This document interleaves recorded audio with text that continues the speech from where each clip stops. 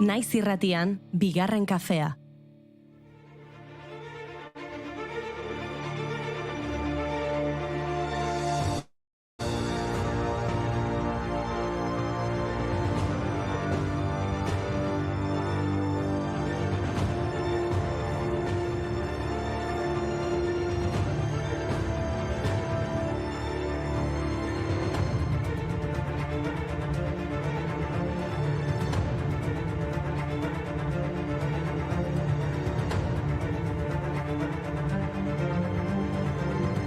Egunon entzule, haze horpegiak, haitu dizuegu, horreratu dizuegu, bai, atzo ibili ginela Euskal Zinearen gala handian, eta bagerikoak dira, gaur begizuloak. Barkatu Alkubila, orain bai. Orain bai, Elena Iruretak jaso zuen zinemira saria, bere ibilbide oparoari omenaldi gisa, eta saria desagertu zela uste zuten, baina Telmo Irureta agertu zen galardoarekin. La Oreja de Van Gogheko Leire Martinezek kantuan eman zion hasiera galari Oskarretako gala bat bailitzan. Eta ondoren, Xabi Zeberio eta Izaro aritu ziren gaua goxatzen. Amaia Elizaranek dantza egiten zuen bitartean.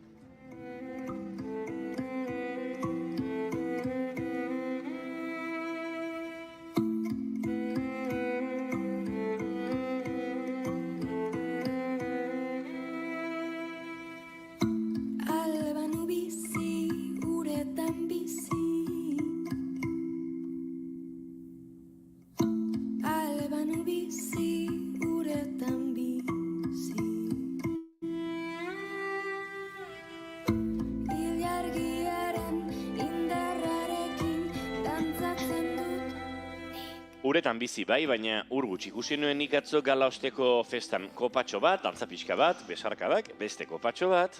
Batzuk agian nan jarraituko dute, etxeratu gabe, horrela zinezkoa da agur esatea. Bai, gizak, bai, ezin dutela agur esan. Ez, hori aitzakia da, hori soilik 1936an gertatu zen.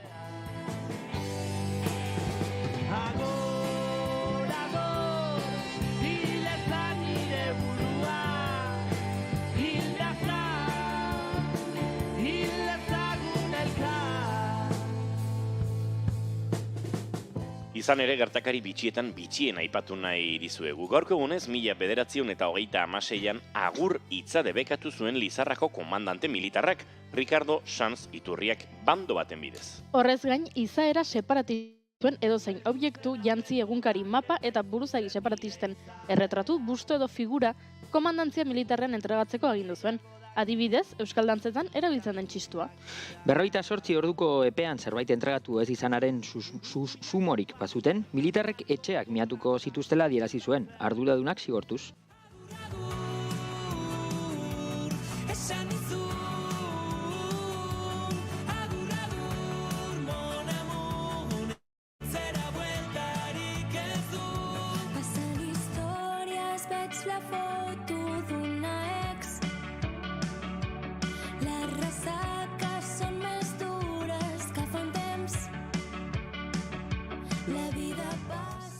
Izaera separatista zuten gauza horietaz ariko gara, orduan izan ere gaurko egunez agur esan genion Ramon Zubizarretari. Hau da, landakandari Gipuzkoar, pandero jotzailea, laja eta landakanda trikitilari bikoteko. Gurasoen iritziaren kontra hasi zen erromeriatan panderoa jotzen, gaizki ikusita baitzegoen, parrandarekin lotzen zelako, baina aurrera jarraitu eta 18-19 urterekin egin zuen lehenbiziko jendaurreko saioa Azpeitian. Ezkondu zenean, 26 urte zituela utzi egin zion plazan jotzeari. Pentsa, ezkontza egunean ere ez zuen jo. Baina 40 urte zituela, Juan Garate Alkorta Maltzeta soinu jolea joan zitzaion, arekin jozazan eskatuz. Omenaldi batean jozuten biek, eta handik aurrera, ez zioten jotzeari utzi.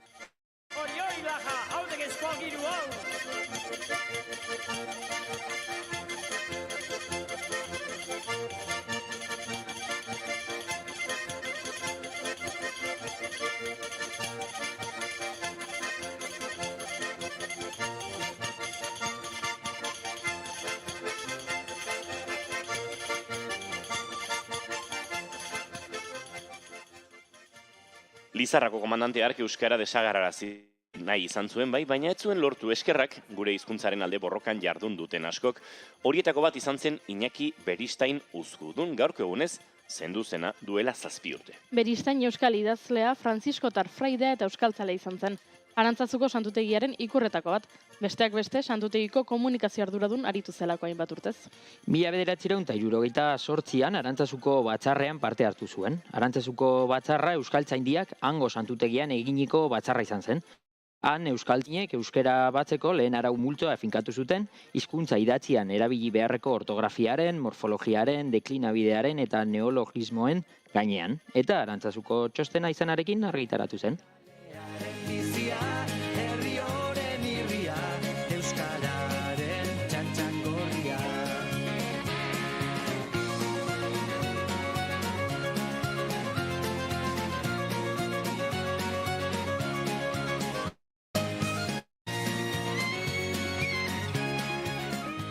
Eta egun txantxa dirudi, aguritza debekatu edo txistua eta pandero bezalako musika tresnak itzultzera derrigortu izana gizartea, baina urte gogorrak izan ziren haiek eta gaur egun ere zauri batzuk itxigabe jarraitzen dute. Horregatik, Francisco Mula Castro ekarri nahi izan dugu gogora. Mugairin, Bastanen, bizi izan zen Nafarroako diputazioko bidezaina zen eta Izquierda Republikana alderdiko kidea. 1937ko gaurko egunez, gauerdia bi erreketa agertu ziren Franciscoren Mugairiko etxera. Francisco Iruñera eraman zuten atxilo, baina ez zen sekula bertara iritsi. Antza, bidean fusilatu zuten, Lantzen. Egun, 121A errepidearen bazterrean Lantzeko bidegurutzearen parean dagoen oroitarriak gogoratzen duen bezala. Bere gorpua ez dute oraindik aurkitu.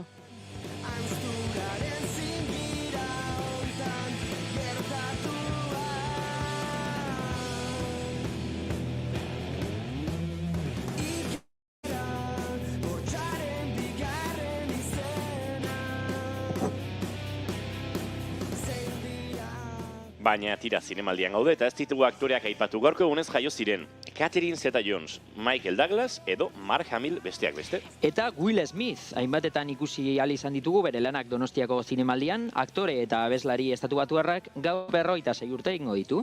Tira, eta ezin aipatu gabe utzi, gaur iraiaren 25 Rosaliaren urtebetetzea dela. Tra. Cabello se rompa para ver que estoy harta.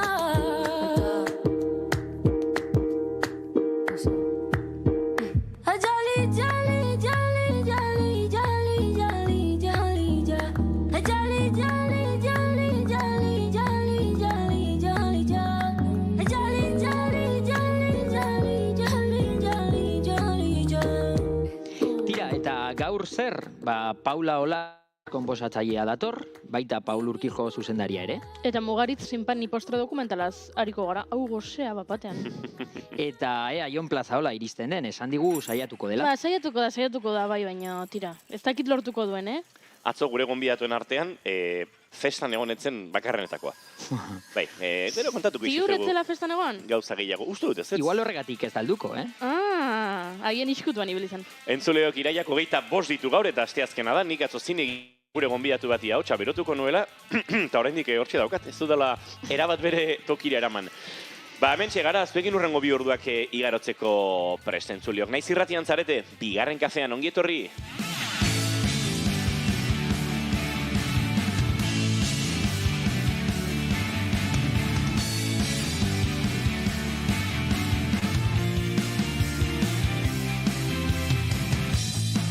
Aritz Alkubi oraindik gure koreografiarekin pixka bat justu dabil, Oberantzuna, nik uste dut, bai.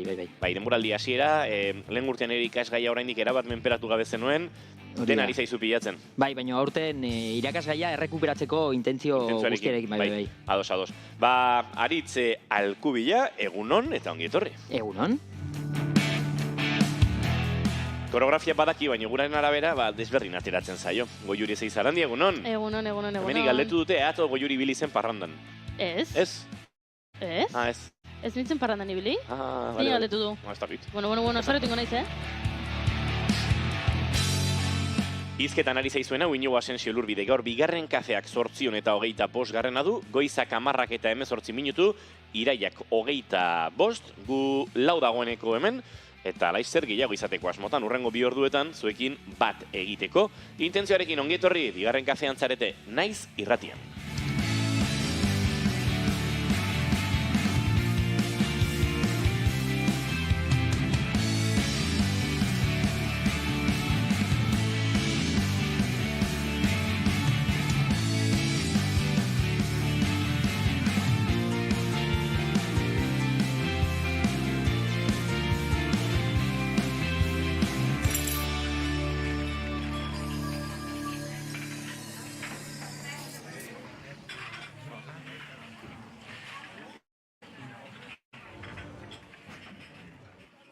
Que vengo con todo el comando, ta mundua bukatzen bada, que nos pille bailando. Amatxo gaur nahi dut fandango, que vengo con todo el comando, ta mundua bukatzen bada, que nos pille bailando.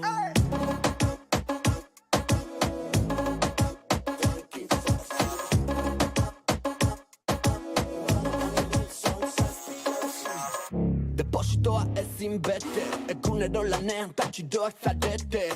Ding-don, llegó su paquete, beste txoio bat interneten. Bueno, hau izan zen, adibidez, atzoko festan, Bataplan diskotekan entzunetzen kantuetako bat.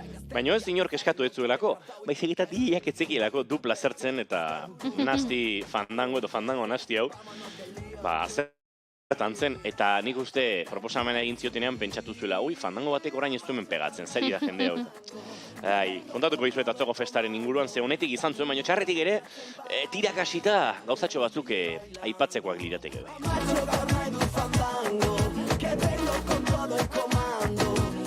Baina egunero bezala guk maite duten tartearekin abiatuko dugu gaurkoa, eta Aritz Alkubilari eskatuko diogu, bere maite duta konta diezagun. Bale, hasiko naz, nik maite dudana da, holan ikusten, hain polit, egun hauetan, egun hain berezi hauetan, hainbesteko jendearekin, hainbesteko giroarekin, eta, jendea ikusteko berriz eta batzeko, eta ematen digu aukera zinemaldi honek, eta alase nik Donosti holan ikustea maite dut.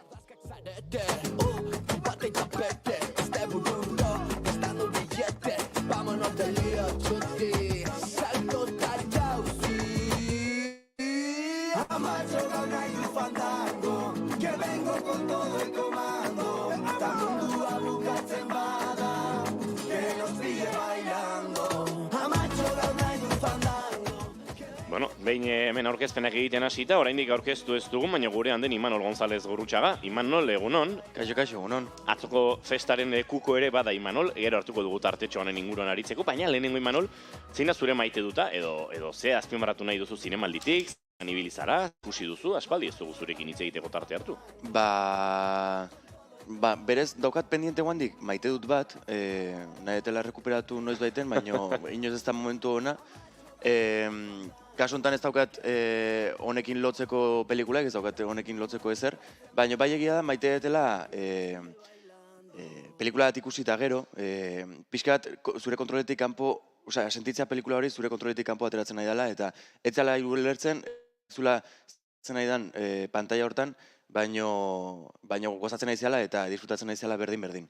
Gero daude kasu batzuk noski, pelikula batzuk oso txarra diela eta ez dezula ulertzen eta zure kontroletik eskapatzen dutela eta ez dezula disfrutatzen, baino maite dut, kasu egiten disfrutatzen dezunen eta bentsez gaizianen pelikula bat disfrutatzeko, aunque hori. Fiat pelikulak menperatzen zaituenean edo. Hori da, bai. Zuri buruzko apunteak. Hemen txaridea txatean bota eta bota, egunon gaztiak hau Aritz aspaldiko koreografia gogoratzen duzu galdetu dute ikusi aurretik. Egunon, Aritz, bibote duna, zemoz festa? Bulego. Maite duta, nerea da, ostiraren 24 orduz dantza egin zuten ostadar dantzataldea, eta hori asko gustatzen zait. Erronkak gora dantza eta gora ostadar laizternoa fandango eta harina ikastera. Gorka, garaia badaukazu, Zu bezalako plaza gizon batek harina da fandangoa sueltoa dantzatzen jakin behar duen ezkero. Eta hori diotxu, harina eta fandangoa dantzatzen ez dakin batek, baina, tira, zuk ikasi. Indiokerrek dio bai, hobetzen, gaurkoan 16koa oso ongi Aritz, gainditu duzu. Nekane altzelaik egunon aeroportutik zuek ikusten Goiuri gaur energia gabe? Energia gabe Goiuri ez dakit, baina zu energia askorekin. Eta ikusi dugu hor story bat, aeroportuan. Claro, aeroportutik etxera hueltan, aeroportutik nonbaitera zoazela, guri hemen zoa gustatzen zaigu, orduan jakin nahi dugu. Bai, ikusi dugu hor saltza zegoela.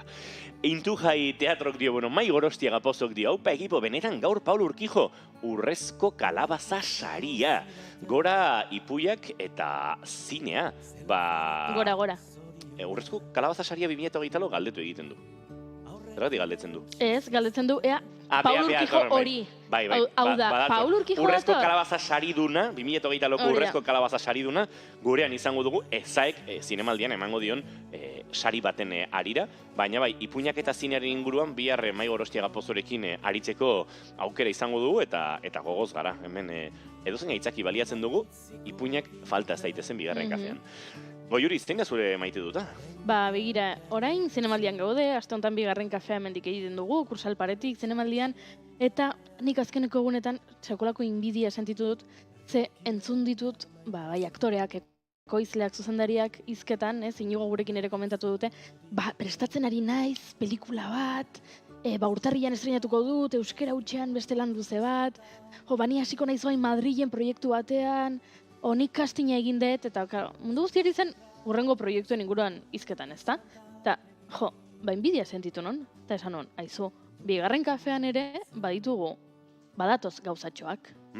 Baditugu proiektuak, eta klaro, ni xili-xilik ez, beste egin zuten, pelikula bat estrenatuko dut, hau, aktore lanetan Indonesiara joango naiz, eta ni xili-xilik.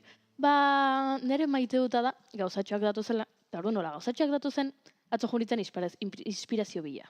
Atorrelako irrati novela bat. Atorrelako irrati novela bat, eta irrati novelaren agertokietako bat, Carlton hotela delako.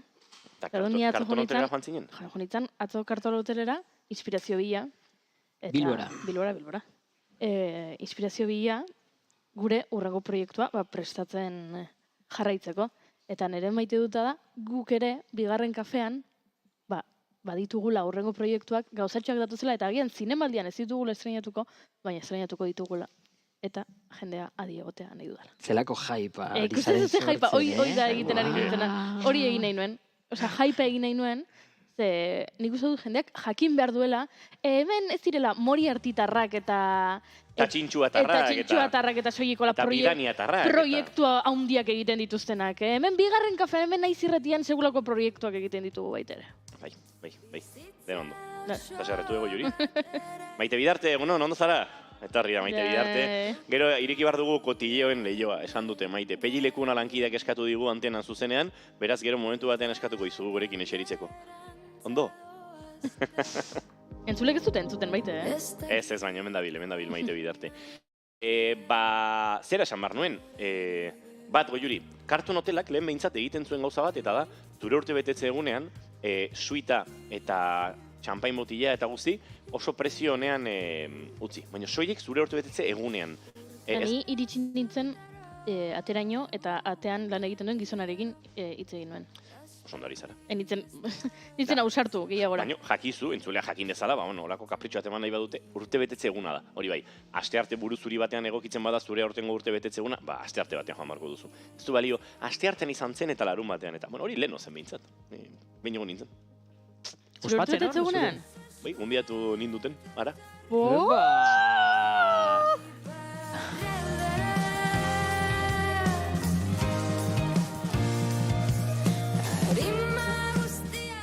Nik zoritxarrez maite dut eza daukat elkar banatzeko. Epi. Bai, aste guztia daramagu ez, kezkatuta euskararen presentzia dela eta zinemaldian fikzio bat, 3 dokumental,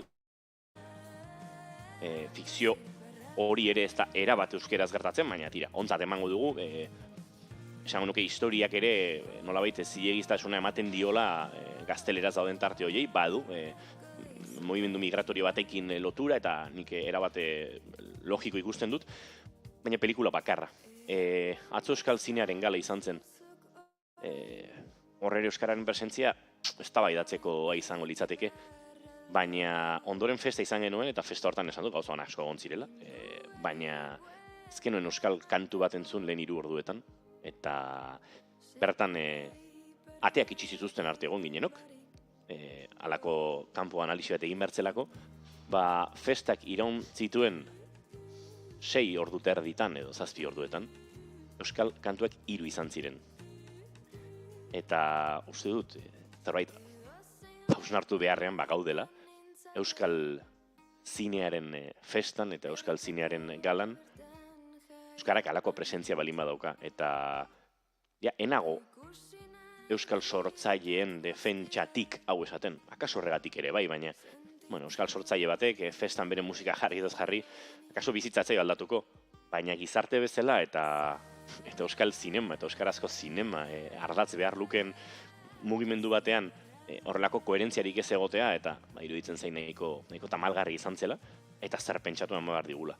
Akaso, beste hausnarketa batek beharko luke, atzo, festa horretan zegoen jendearen artean, ziur nagoela, kopuru majo batek ez duela zinemaldi honetan pelikula bat ikusi, eta kopuru majo batek ez duela 2024an 34 pelikula ikusteko zarterik hartu.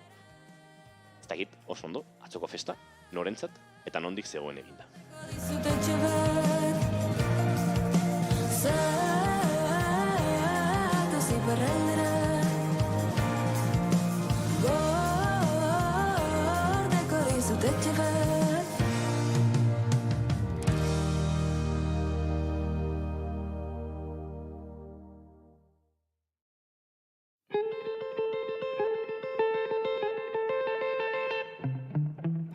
Goizeko 10:29 esan da bezala gure lehen gonbidua badugu preste gurekin eta segituan aurkeztuko dizuegu. Hementxe, bigarren kafean.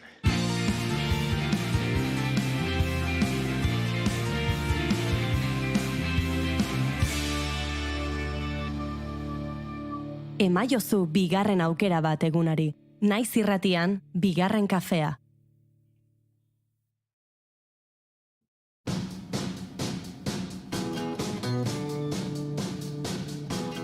Bator 72. zinemaldia eta bigarren kafean indarrak Gronx jatetxean hartzen ditugu.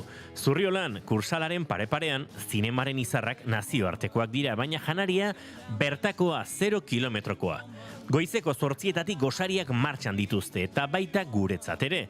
Euskal zinemaren izen handienek Gronxeko gosariak dastatuko dituzte, diamantezko gosariak tartean. Sukaldea etengabe zabalik gaueko 11:00-etaraino. Zurriola etorbideko 6. gozatu zinemaldia Gronxen.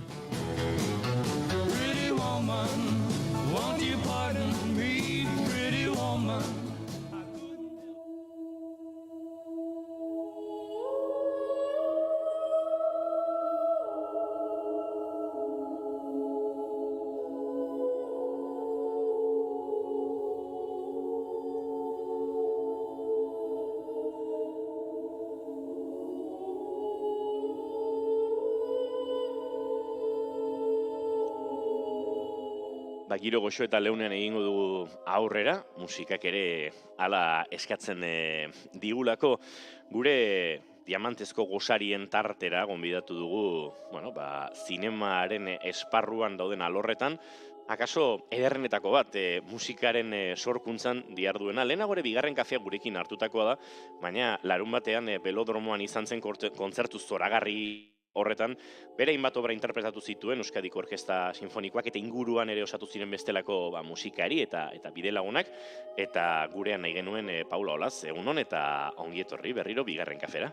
Egunon, netzat plazerra da hemen egotea eta musikaren inguruan zuekin hitz egitea, bakizuenez zinemaldian ez dago gauza handirik musikaren inguruan, kontzertua ez ezik, eta beti prest. Plazerra gurea da, baina plazerra zurea ere izango da. Zehatzoko festan, aitortu genizun, aurreratu genizun, diamantezko gosarien tarte honetan gozaldu ere egiten zenutela. Eta azken egunetan, bai Jon Elaspiorrek, bai Miren Gaztainagak, taiminarekin, denborarekin, balako arazotxoak izan zituztela. Egia da, zu musikaria zarela, tempoaren kontrola bestelakoa dela, baina bada espada bisatu genizun, eta erabaki dugu zuk aukeratzea gosaria, eta entrevistaren bukaera aldera, Gronxeko gure lagunei, Ibon, Aitziber eta konpainiari, eskatuko diegula geroztuk lasai goza dezazun. Beraz, aritz pasaiozu mesedez menu hori. Hemen zuzenean aukeratu behar du. Bai, eta aukeratu. Gu oso arrautza benediktinoen zaleak gara. Baina, zuk aukeratu behar duzu. Horatzean kruasan betea dauzkazu, horri alde gehiago daude, zuk lasai begiratu.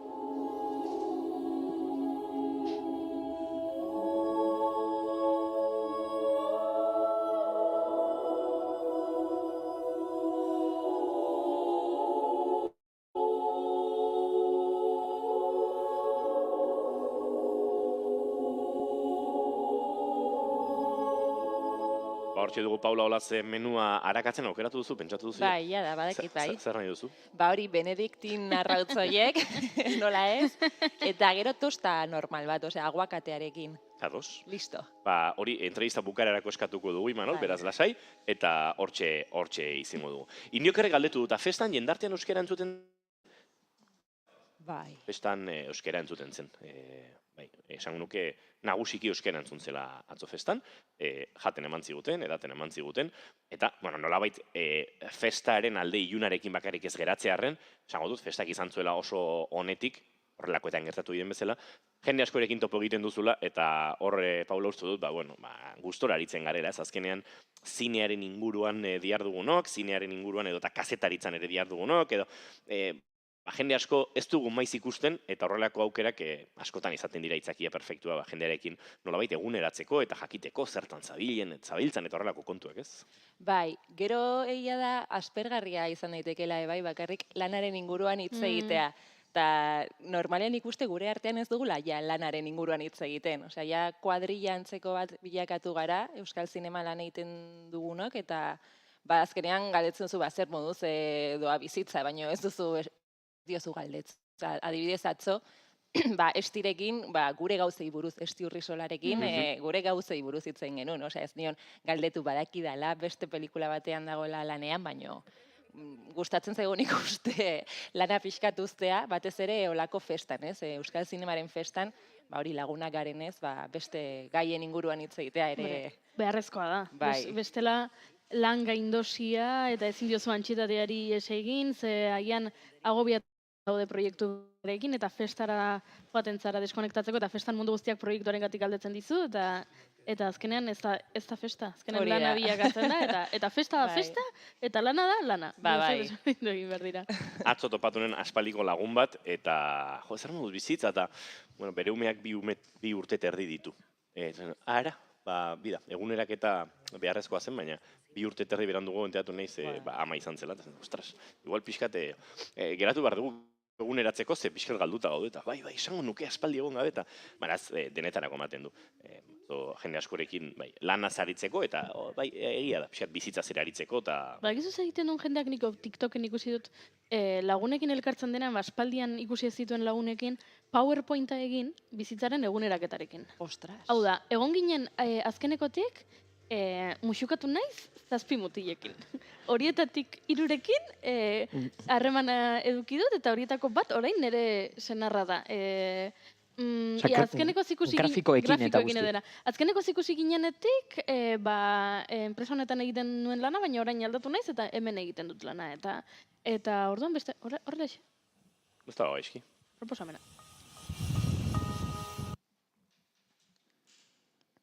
Mentxari gara hainbate pelikulen trailerrak entzuten eta ikusten, ere streaming bitartez jarraitzen gaitu zuenok. Ze zurekin eguneraketa Paula ez da bide erresa izaten.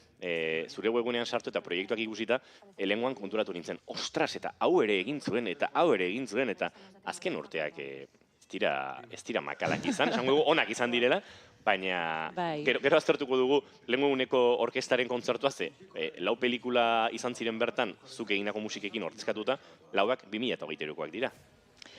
Beraz, asko ari zara produzitzen. Bai, ez dakit, ni pozik, baino esan, ez dakit ja zenbat pelikula egin ditudan hemen etorri nintzenetik, baino badakit oso 2 urte nahiko potenteak izan ditu dela, hori bai.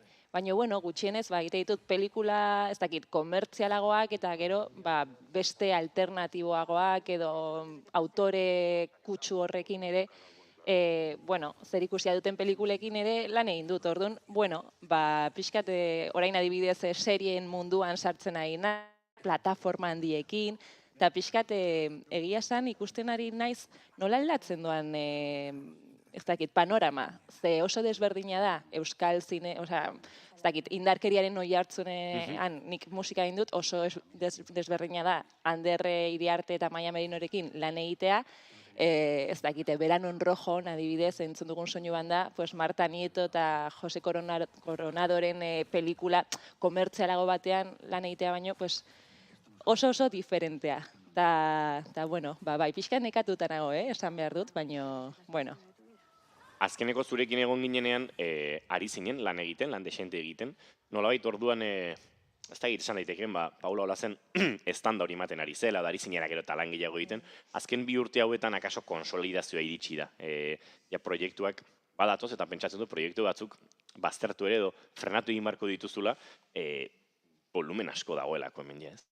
Bai, ze nik egia esan ekipo txiki daukat, osea, ni naiz, gehien bat lan egiten duena, eta gero, agian beste pertsona bat daukate laguntzeko, partiturak idazten, edo... Hau, pixar, entzuleak okatzeko, soinu banda konposatzen dituen jendearen artean, ohikoa da, egotea laguntzaileak, alor ezberdinak sortzen dituztenak, orkestradoreak, eta horrelako kontuak, eta noski, oso izen handietara balimagoaz, akaso erredakzio edo, bueno, areto oso bat ez lanean, beraz, entzuleak okatzeko ez dela gauza arraroa, baina zure kasuan, Paula, ari zinen azaltzen, oso lantalde txikiarekin, oso zerorretik beraz egiten duzula musika, oraindik behintzat. Bai, oraindik behintzat, eta nik uste jarraituko dudala, ze nik ezin dut adibidez, 2 pelikuletan denbora berdinean lan egin. Saiatzen naiz beti esklusiboki lan egitea, ze ez dakit, estres horrek zertarako balio duen, azken finean ni oso pertsonala saia naiz, eta oso kontzientea, nik musikarengan daukadan maitasuna hori ezin dudala galdu. Eta sartzen zarenean nolako industria pixkate agresibo honetan, ez dakit, motivazio hori galdu dezakezu oso erraz. Hemen aipatzen ari ginen, 2023an gertatu direla, 4 pelikula, Miguel Fausen Calladita, Gerardo Herreroren Bajoterapia, Belen Macíasen Verano en Rojo, aipatu dugu, eta Daniela Fegerman eta Elvira Lindoren Alguien que cuide de mí. Hauek denak estrenatu dira 2023an, baina pentsatzen dut prozesu hori zuretzat ez dela 12 hilabetetan konzentratu edo bai? Egia esan, ez daukat memoria ona, baina normalean, ez dakit, karo, asko gertatzen zait estreinaldi batera joaten naizela, eta agian pelikula hori jada orain dela urte bat bukatu nuela, ez? Orduan zaila egiten zait jakitea, galdetzen denean, ez? Eta musika nola izan zen prozesua, nola izan da, gainera, esaten dizute gaurkotasun horretan, ez? Eta kostatzen zait pixkat, ez dakit zergatik, baina egiten dute borroni kuenta, holako zerbait. Bueno, hori beste musikari askori entzun diago, ez? Diskoa ateratzen dutenerako, edo kontzertuak hasten direnerako, ari direla aurrengo diskoa grabatzen, eta orduan baita zure bizitza zikloa beste bada, eta zaude, bagian disko berriko letra horietan, eta zuzu konektatzen aurreko diskoarekin, hemen ere berdina, beste pelikula egiten dituzu, bat estrenatzen denerako, ja beste etapa batean zaudela. Bai, eta nik uste hori guztioi gertatzen zaigula. Bai, aktorei ere, joaten dira pelikula ikustera eta flipatzen dute, ez? Rodaje izan da askotan 5 hilabete lehenago eta beste batzutan urte eta piku lehenago. Bai, proiektu batzuk asko moteltzen direlako. Eta gertatzen dira. Tira, zure filmografiari edo, dizuzun pelikulen, musika egin diezun pelikulei begira ere, ikusten ditugu Euskal Ekoizpen desente, Euskal Herritik lan asko egin duzu, Euskal Ekoiztetxe ezberdinekin aritu zara, nolabait, txintxua realitate horrekin, Moriarty realitatearekin, eta pixkana ere, estatu mailan eta hemendik kanpora ere, gertatzen ari diren proiektuetan ere murgildu zara. Hori ere azken urte hauetan gertatu den zerbait da, ez? Pixkanaka nolabait, unibertsalizatzen edari zarela. Bueno, ez dakit. Normalean etxetikan hasten da, ez? Ni Donostira etorri nintzen, Iruñakoa naiz. Eta Donostira etorri nintzen Pascal Geñe konpositorearekin lan egiteko. Eta, hemen hasi nintzen ezagutzen hori, Moriartikoak, Irusoinekoak, Txintxua, produktora guztiak. Eta hori hemen hasi zen niretzat aukera, eta gero egia da, zinema munduan, ez dakit pelikula bat egiten duzunean, hori jartzen, eskaparate batean bezala zaudela ja, eta estatu mailan ikusten badute zuke pelikula bat egin duzula, eta erlazioa eta ondo izan dela, normalena da, oportunitate hori ematea. Eta horretan, niretzat Lara Izagirre oso pertsona importantea izan zen. Ze lehenengo oportunitate edo aukera hori berak eman zidan. Norarekin izan zen? Norarekin izan zen, bai. Eta berari esker, ja hor, egon nintzen horre visible guztiontzat, eta hola hasi zen pixkat nire traiektoria.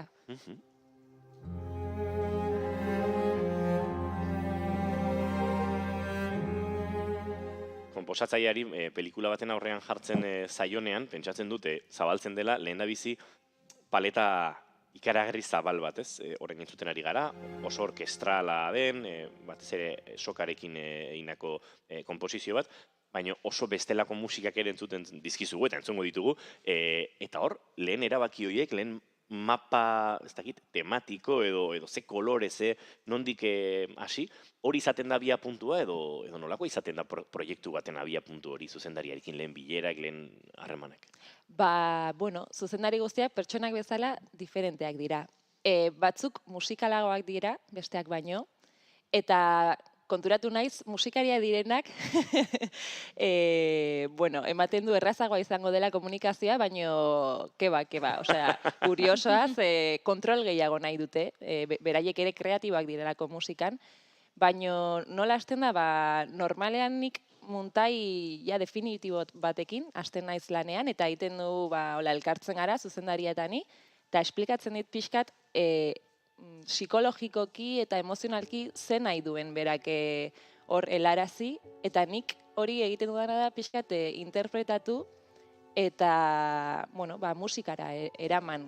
Normalean agian gauza zaiena da tonua bilatzea, eta tonua bilatzeko bide horretan instrumentazioa adibidez, zuk aipatu duzun bezala, Inigo, oso importantea da. Ez da berdina piano bat erabiltzea pelikula batean, edo elektronika, ez dakite, sinte bat, edo sokazko sekzio, ez?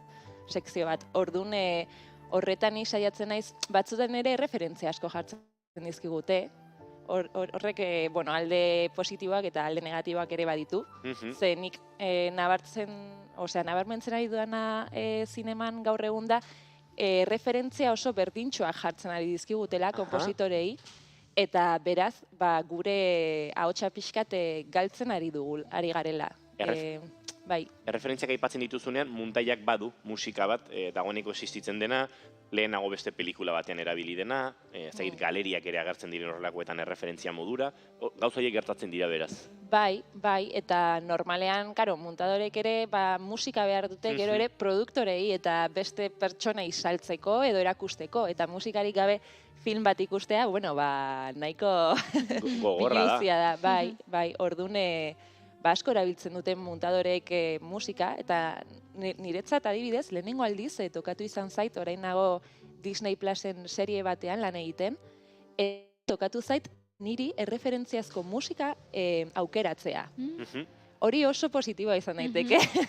Ze, karo, nik musikaren inguruan badut beste, ez dakit nola esan, ezagutza bat, ez? Orduan nik egin ditudan propuestak, oso desberdinak izan dira.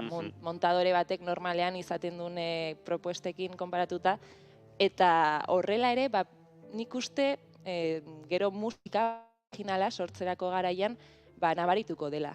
Beste hildo batetik doala musika, ze bestela Hans Zimmer, Ennio Morricone olako autore handiak erreferentzia bezala jarrita. Errealistak izan behar gara, ez?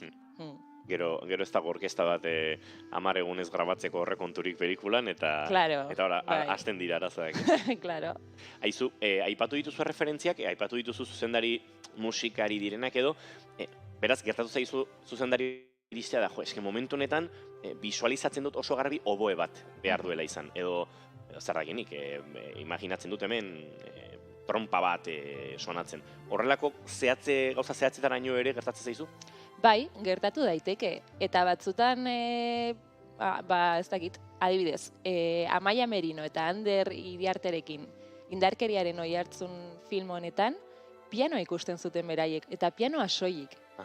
Eta niretzat izan zen aukera oso polita, ze egin dudan soinu banda bakarra da, osea, pianoa soilik erabiltzen, konposatu dute pianoa bakarrik, pianoarekin bakarrik, eta nik uste polita izan daitekela ere. Orduan batzutan oso argi dute, beraiek ez instrumentazioa, eta kasu honetan nik kasu egin nien, baina, ez dakit, oboe solista bat izango balitz, bagian esango nieke, eske, oboea eta ahotsaren, ez dakit, frekuentzialki oso gertu da. Orduan, oboe jartzean norbaitek hitz egiten duenean, ez dakit, onena, ez?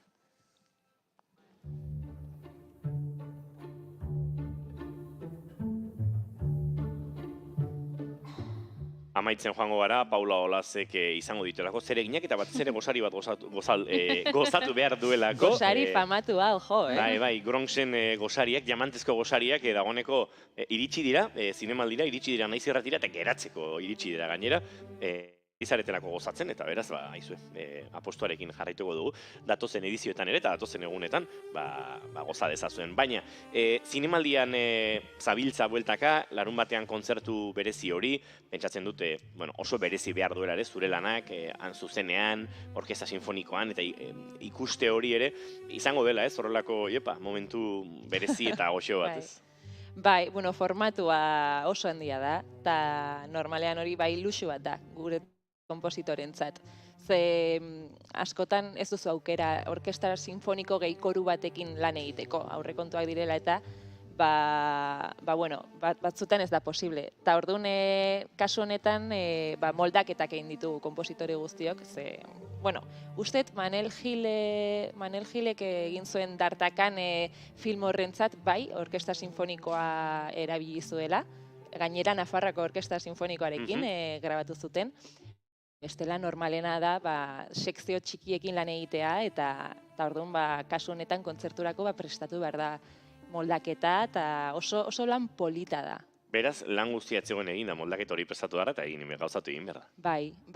Eta gainera horrek hilabeteak ematen ditu, ez pentsa. Bai, eta polita da zuk musika hartu eta beste formatu batera eramaten duzunean,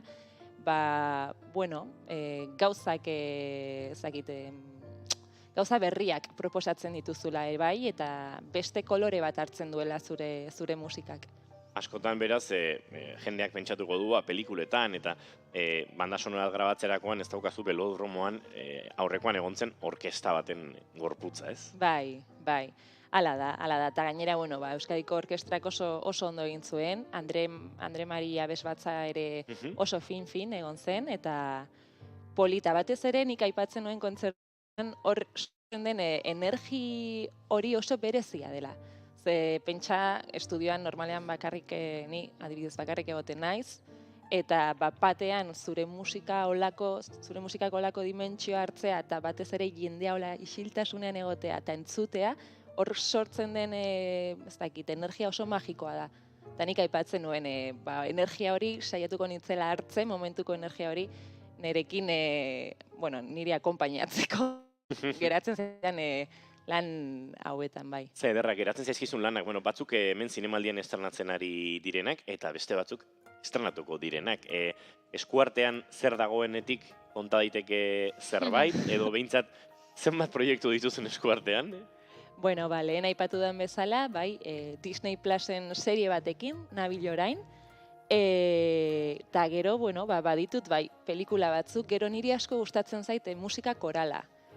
Enkargu baditut, ikuste dut hortikan gozaria. Eta, lana badaukat. Osake, pozik. Azken galdera bat agurtu aurretik, orain entzuten ez digula, esan duzu lehen zuzendari batzuk, erdi musikari bat direla, gerra pixkat ematen dutela, eskaltzea.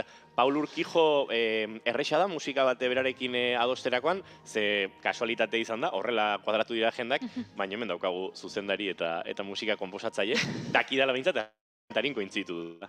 Hor Pascal ari zen, kompositore bezala. Nigo goratzen naiz, Paul, zu zenolako, ezakitzuk audioak bidali zenituen ala ez, baina normalean oso, nola esan, Paul nik uste oso musikala dela. Eta oroitzen naiz estudioan egonda, hor sonora estudioan, berak nola egiten zuen, nik nahi dut olako zerbait, hasten zen, nola oso grafikoa eta oso, ez dakit, oso ondo zuela, berak, nik behar dut ola, ez dakit indarra edo, ez dakit horituko zaren. Paul Urkijo egunon eta mi etorri bigarren kajera. Egunon, sartu nahu zuela, organikoki. Oso organikoki, bai. Bai, egia da, prozesu polita izan zen hori, baina egia da, ni zerbait argi daukanean, hori komunikatu egiten diot ekipoari, arlo guztietan, eta musika berez bada ere filmaren narratibo oso importante bat, batzutan 150. Eta, karo, hor komunikatu behar duzu, eta justo igual, oroitzen naiz, justo Deabru agertzen zenean, nahi nuen justo melodia bat, bibolin batekin, justo bibolina delako Deabruaren instrumentua, eta bla, bla, bla, bla, bueno. Beraz, Paula, horietako bada. Baina oso jatorra, Paul, en fin, bai. Paula Olaz, mila esker gaur gurera etortzeagatik. Sari hori dastatzen eta gozatzen utziko dizugu, izan hemen gurekin edo Gronksen bertan zuen eduzun bezala, eta hurrengo minutuetan Paul Urkijorekin ariko gara.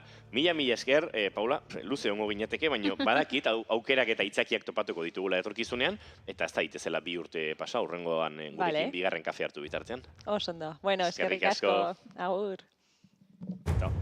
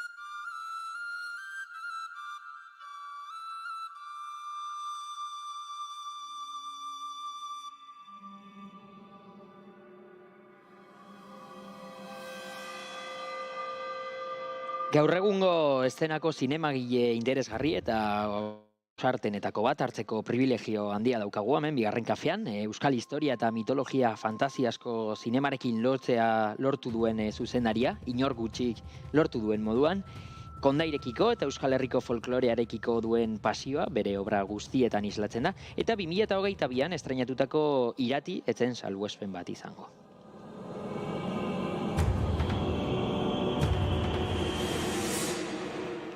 Paul Urkijo daukagu gaur bigarren kafean, Iratiren estreinaldiaz geroztik hainbat izendapen eta sari jaso ditu, eta aurten Donostiako zinemaldiaren baitan 10. Euskadiko zine aretoen elkartearen saria jasoko du 2023ko euskal pelikularik arrakastatsuena izateagatik.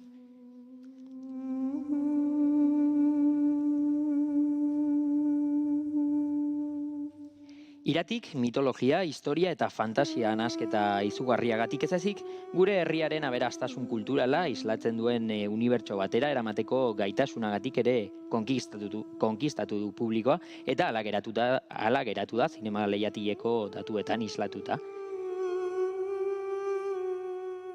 Pozik gaude, gaur hemen Paul Urkijo gurekin izateaz, Iratiren arrakastaz, bere ibilbideaz, eta jakina euskal zinemaren orainaz eta etorkizunaz hitz egiteko. Ongi etorri Paul, plazer handia da, zu hemen bigarren kafean izatea, egunon? Plazerare, bai. Eta, lehen galdera nik egingo dut. Venga, utziko izut. Paul, atzoko festa zemuz. Ondo. Urtero bezala, gaina... Egon zen momentu bat festan, jendea hurbiltzen zela, eta ze martxa bihar programa ez da, bai baino nire entrevistatuak hemen daude. Kontrolatutak zede. Eta gero ja... Nire katakumeak. Bai, nire katakumeak. Gero bapatean Paula Olaz joan zen. Bueno, nik entrevistatutako batzuk geratzen zaizkit. Gero momentu batean Paul Urkijo non ikusten. Igual etxerako ordua da. Eta konturatu nintzenerako etxerako ordua zen, ze botatzen ari ziren jende guztia lekutik beraz. Festan saiatu nintzen, gure entrevistatuak zaintzen goiuri, baina momentu batean pistaz galdu nitu. Gustora ibili zinaten? Bai, oso. Bai, azkenan polita da urtero Euskal Zinemako galan jendearekin aurkitzea eta askorekin ez duzu urte osoan ez zara topatzen, eta hori bada zita bat ez.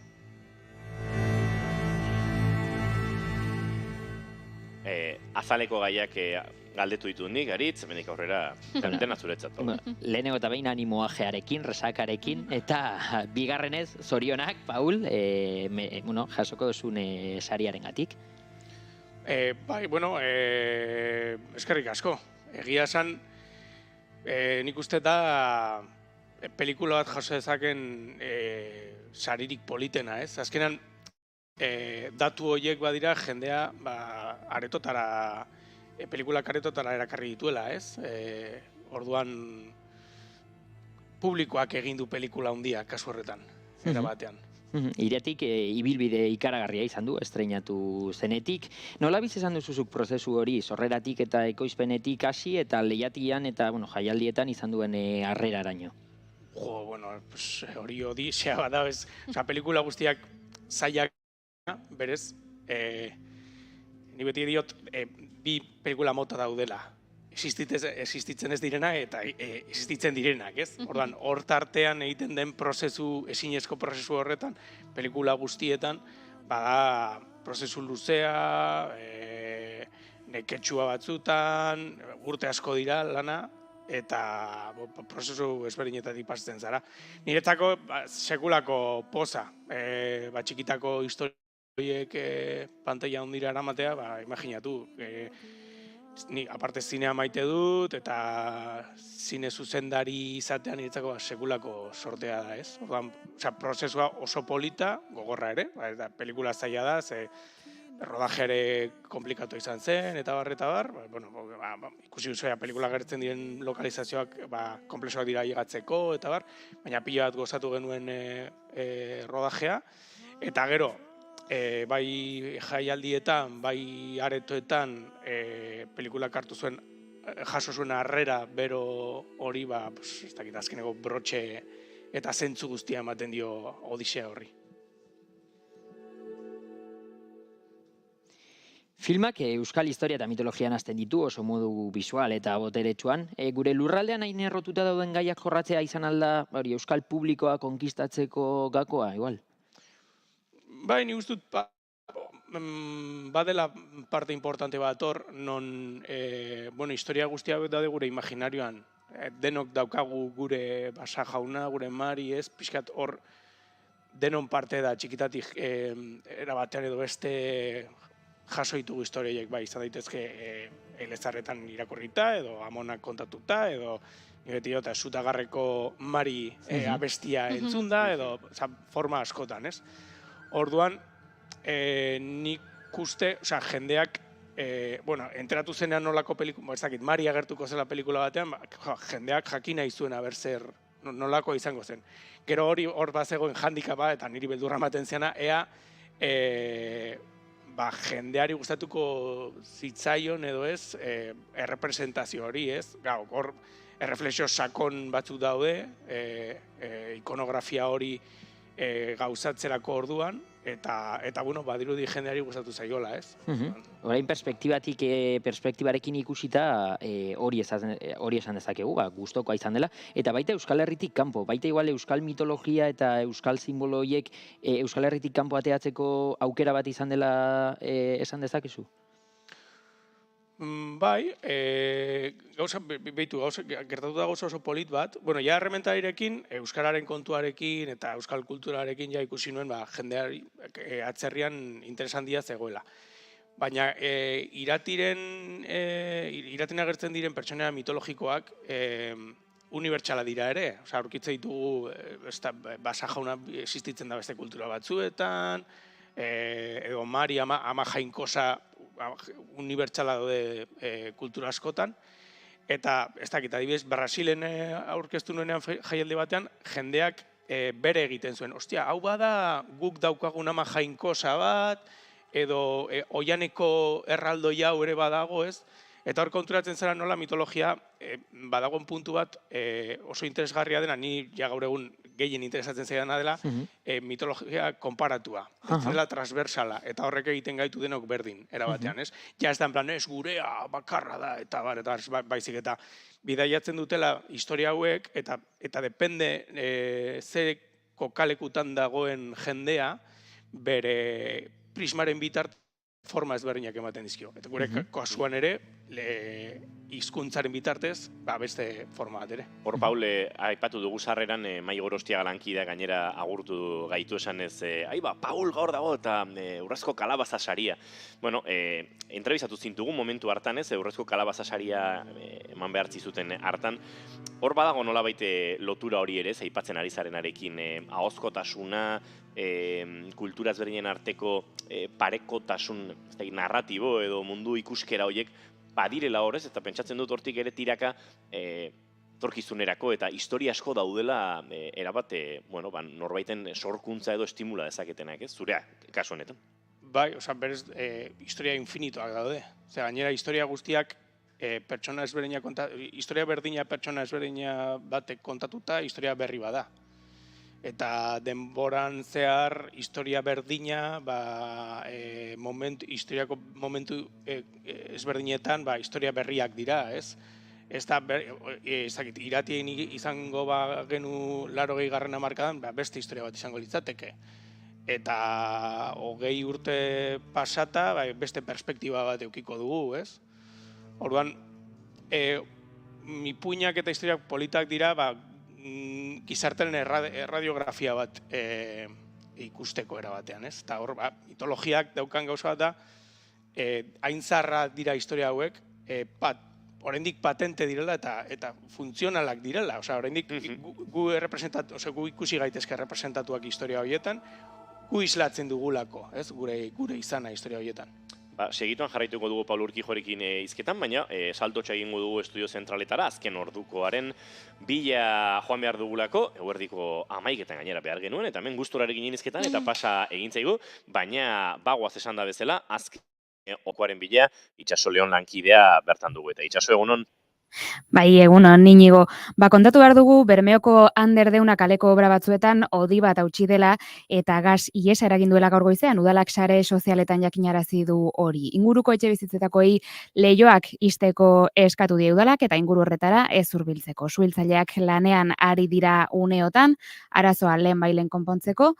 Eta geroago ere emango dugu horren berri egoeraren nondik norakoak argitzen doazen heinean. Eta berriki jaso dugun beste albiste bat, azken orduan zehar EITBek jakitera eman duenez, pertsona bat hildela Baionan eraikin bateko 11. pisutik erorita. Momentuz ez da bestelako xehetasunik ezagutu, baina poliziak une horretan arekin zeuden 2 pertsona atxilotu ditu, hilketa izan den ala ez argitzeko. Trafikoan ezer gutxi aipatzeko, hori bai pasa ezarri dute AP bat errepideko 125 eta 146 kilometroen artean, Bergaran, Lexarriko tunelen parean. Errei bakarra egongo da hortaz irekita norantza bakoitzean eta esatea ere murrizketak izango dituztela salgai arriskutsuak daramatzaten ibilgailuek, 3 metro baino gehiagoko zabalera dutenek, eta 4,5 metro baino gehiagoko altuera dutenek, eta besterik gabe hauek jasota, esatea informazioaren arian hemen izango garela eguerdiko 12etan. Eskerrik asko Itxaso Leon, esan da bezala informazio gehiago eguerdiko 12etan, eta guk aurrera jarraitu Paul Urkijorekin.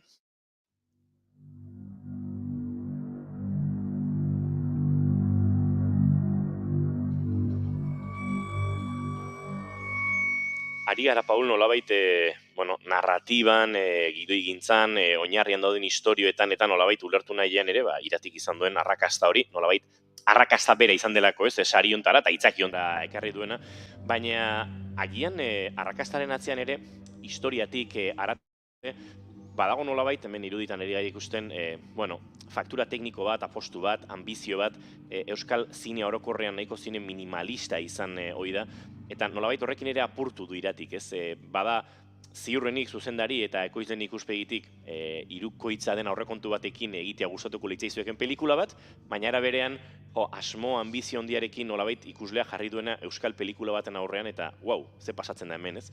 Akasortik ere izan du, ez? Jendeari nolabait estanda egin diola irudiak, ez? Bai, hori izan da gure intentzioa gutxienez, alik eta pelikula handiena egitea. Egia esan nik txikitatik ikusi dudan zinea, epikoa, abenturaskoa, eta hori da gehien gustatzen zaiana, ez? Eta hori da egin nahi dudana. Eta hori ikusten nuen euskal mitologia eta erdiaroko abentura historia hori, ez? Egia da, izan aurrekontu oso handi bat, baina pelikula handia egiteko egin duguna izan da naturak ematen zigun lokalizazio horiek, naturak ematen zigun produkzio enpake hori irudian jarri, ez? Dauzkagun basoak, mendiak eta horiek izugarri epikoak dira jada, ez? Horregatik dira nik beti diot filmaren beste pertsonaia bat. Da natura, Amalurra, Mari, ez hor dago dena. Ordan hori da beti nik egina izan dudana, eta ez dakit apurtzaia den edo ez, hori ja ez dakit, baina nik uste olako pelikulak atzerrikoak direnean ondo funtzionatzen dute zinemetan. Eta kontua da, guk beti kontsumiten dugula kanpokoa. Zagatik ez dugu hemen egingo ere, ez? Pixkat reflexio horrekin, hola, seiatu ginen egiten, aliketa hundien. Aizu, nik ez dut aritze entrevista hau iratitik urrundu nahi, baina lehen aipatu ditu lokalizazioak, orain ere Euskal Basoak, sare sozialek txibatu digute, duela gutxi lokalizatzen ibilizaretela, Paul, ez dakit zenbat konta daiteken, baina, bazabiltzat ez zerbaitetan. Bai, ezin dut apenas kontatu. Gutxi barru zeo zer askatuko dugu, baina handik ezin dut. Baina bai, banabil. Bazabiltzate, hor utziko dugu. Bai, gaude. Proiektu ezberdinekin nabil, beti egon barzara 4-5 proiektu ezberdinekin aurreraz, ez dakizu zein aterako den lehenengo, finantziaz pelikula bat finantziatzea beti da zaila, eta beti egon barzara hor pixkat gauza ezberdinak paraleloki eramaten, ez? Baina bai, bagabiltzaia zerbaitekin hor. Norbaitek pentsa lezake, da zidu galdetuko pelikularen inguruan, baina lokalizatzeak ja kokatzen duela pelikula gertu, baina lokalizatu daiteke pelikula bat, eta akaso pelikula hori ez egin ere. Nahiko genuke horrela ez izatea, baina lokalizazioak ez du ziurtatzen, ez? Proiektua ja oso... Hori da. Hor dago diferentzia esan dudan bi pelikula mota bien artean. Existitzen direnak eta ez direnak existitzen.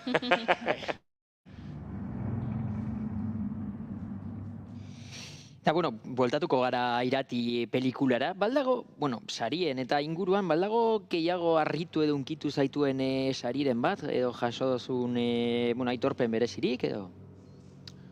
Lehen komentatu zuen adibidez Urrezko Kalabaza hori oso polita izan zen, ze, tradizio oraletik datorren jende hori ez, ipuin kontalari horiek, filma bere azkenan pixkat zirkula itxi egiten du era batean, ez? Hori oso polita izan zen. Eta gero, egia da, filma jaialdietan jaso duela, beti jaso dituen sari gehienak publikoarenak izan dira. Atzokoa ere, pelikula takierona eta bar, beti dago publikoari zor dizkiot sari horiek, ez? Orduan, hori da niretzak, pelikularen zentzua, ez? Ez dauka zentzurik ikusleek ez baute gustoko pelikula, hori izten da berriro ere zirkulua. Orduan nik beti diot, herritik jaso udan hori, herritik jaso dituen historia horiek, herriari ematea eta herriak bere egitea hori da unkegarriena. Orduan, publikoko sari guzti horiek beti izan dira berezien. Goizeko 11 eta 11 minutu ditugu, laizzer agurtuko dugu Paul Urkijo, baina aritzalku bila oraindik azken galdera baterako tartea geratzen zaigu, eta beraz, bota lasai. Ez, igual lehen inigo kitze egin duenaren inguruan, euskal pelikulen eta euskal fikzioen inguruan, aurten, zuri emango dizute sari hori, oso sari berezi bat, baina, aurtengo euskal zinema aretoen datuei erreparatuta, ikusle kopurua 15 jaitsi da, eta irabaziak 9 jaitsi dira. Nola ikusten duzu euskal zinemaren osasuna, eta uste aldozu, pelikulak euskeraz falta direla? Fikzio euskeraz egin beharra dagoela? Beti izaten gara, saiatzen gara positiboak eta entusiastak, baina realitatea oso txarra da. Jende oso gutxi doa aretoetara, ez dakit zer behar den, ez dakit ze impultxo behar den, ze politika hartu behar diren, baina beharra dago. Eta guk egia da industrialki, zine pila bat ari dela egiten Euskal Herrian, pila bat, geroz eta gehiago lan ikaragarria dago, batzutan kostatzen zaigu guri teknikariak istea, rodaje batentzako, zesket daude lanean denbora guztian. Baina kontua atzerriko proiektu asko datoztela. Orduan, nik uste erabatean zaindu beharko genukela, ez bakarrik euskal zinea, baizik eta zine euskalduna ere. Hor, aurreko urtean, ez dakit, orain ez daite etortzen euskara hutsan egin den filme euskaldun bat. Osa, beti daudeola zerbait euskara duena, eta bar, baina euskara hutsean eginiko pelikula gutxi daude. Orain justo etorriko dira Asier Altunarena, Moriartiena, Sañudoren berria, bueno, badatoz berriak, baina tantaka izaten dira, ez? Orduan, bueno, hor, ez dakit, hausnarketa bat egin behar dugu, eta bueno, denon artean, ez dakit, saiatu hau hobetzen. Paul Urkijo, plazer bat izan da gaur zu gurean izatea, beti bezala, kakapila proiektu berriekin, aipatu dituzu 4 pabos, gutxinik 3-4 iritsi daitezela eskuetara, eta horrela, aipatu dituzun 2 pelikula mota horiek, egindakoak eta egingabekoen arteko oreka, izan dadila gero eta gehiago egindakoekin, eta ospa dezagula eta konta diezaguzula hemen. Gozatu zinemaldiari geratzen zaiona, zorionak sariagatik, eta eskerrik asko berriro. Aupa, mi esker.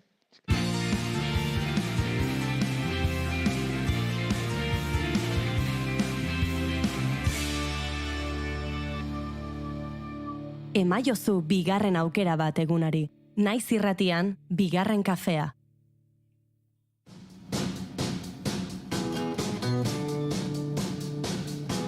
Badator 72. zinemaldia eta bigarren kafean indarrak Gronx jatetxean hartzen ditugu. Zurriolan, kursalaren pare-parean, zinemaren izarrak nazioartekoak dira, baina janaria bertakoa 0 kilometrokoa. Goizeko 8:00 gosariak martxan dituzte eta baita guretzat ere.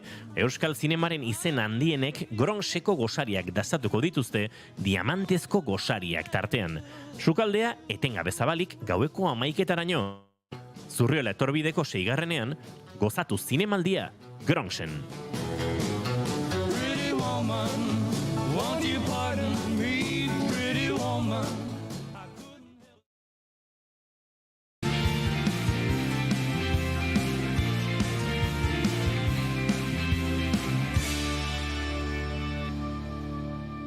Emaiozu bigarren aukera bat egunari. Naiz irratian, bigarren kafea.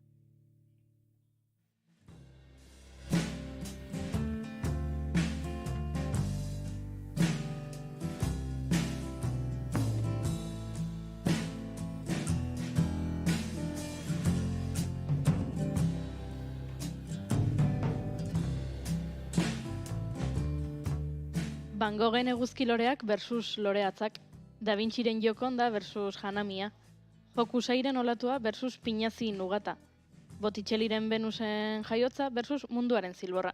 Ez, Mugaritz jatetxeko jakiek ez dute munduko artelan ospetsuenekin zerikusirik.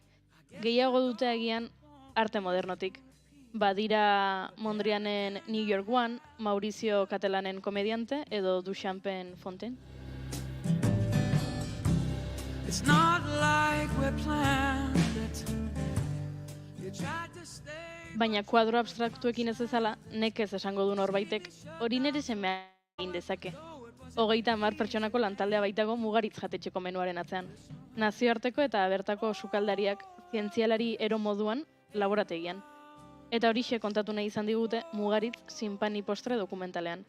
Zinemaldian estrenatu berri dute, kulinari zinema saian, non bestela.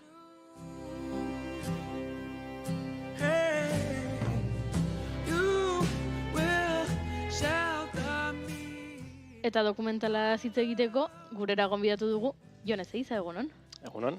Jon Ezeiza Arandia, esan behar dago. Jon Ezeiza Arandia. Baurun ja esango dugu. Bai, oso entrevista berezia sortatzen ari da, ze Jon Ezeiza Arandia, Goiuri Ezeiza Arandiaren anaia, eta horrez gain, Mugaritzeko langilea. Eta dokumental honi buruz, asko dakien norbait, ez dugu anai zela gonbidatu, baina aipatu nahi genuen, azpimarra egin nahi genuen.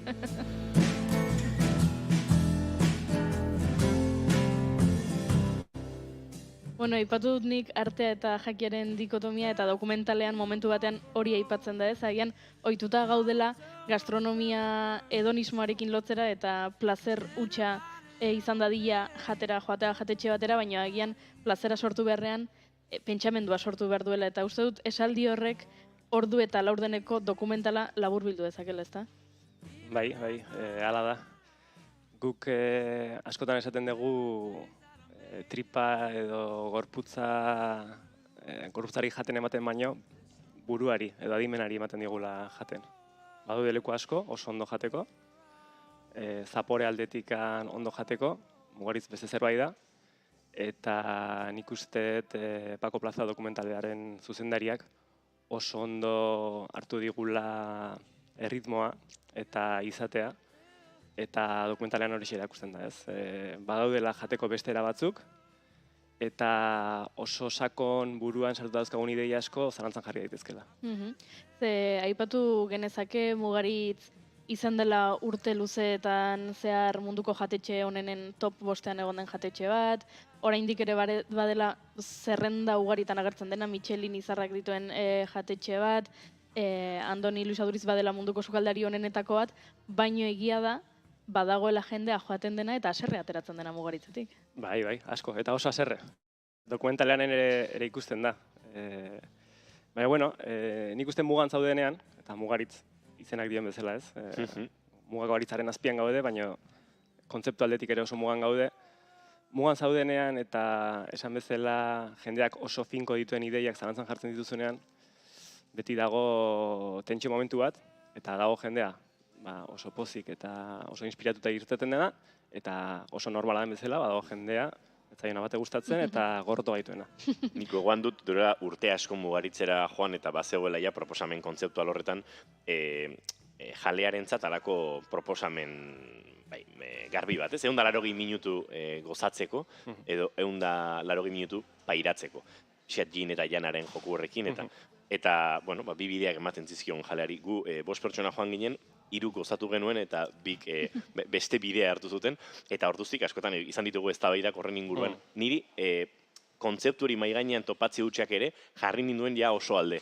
Baina badago, ez, Mugaritzen esentzian eta orte asko igaro dira, pixkatzuk diozen bezala Mugarekin eta zeit provokazioarekin, baina erosotasun edonolakoa ez bilatzeko autu bat, ez? Bai.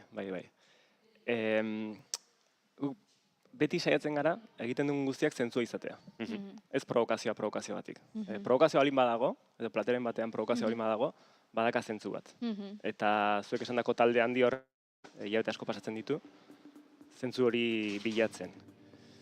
Baina egia da, iruditzen zaigula, badagola jatera etortzen direnen aldetik ere responsabilitate bat. Bereik hautatu dute Mugaritza etortzea, inok ez ditu behartu, badago responsabilitatea.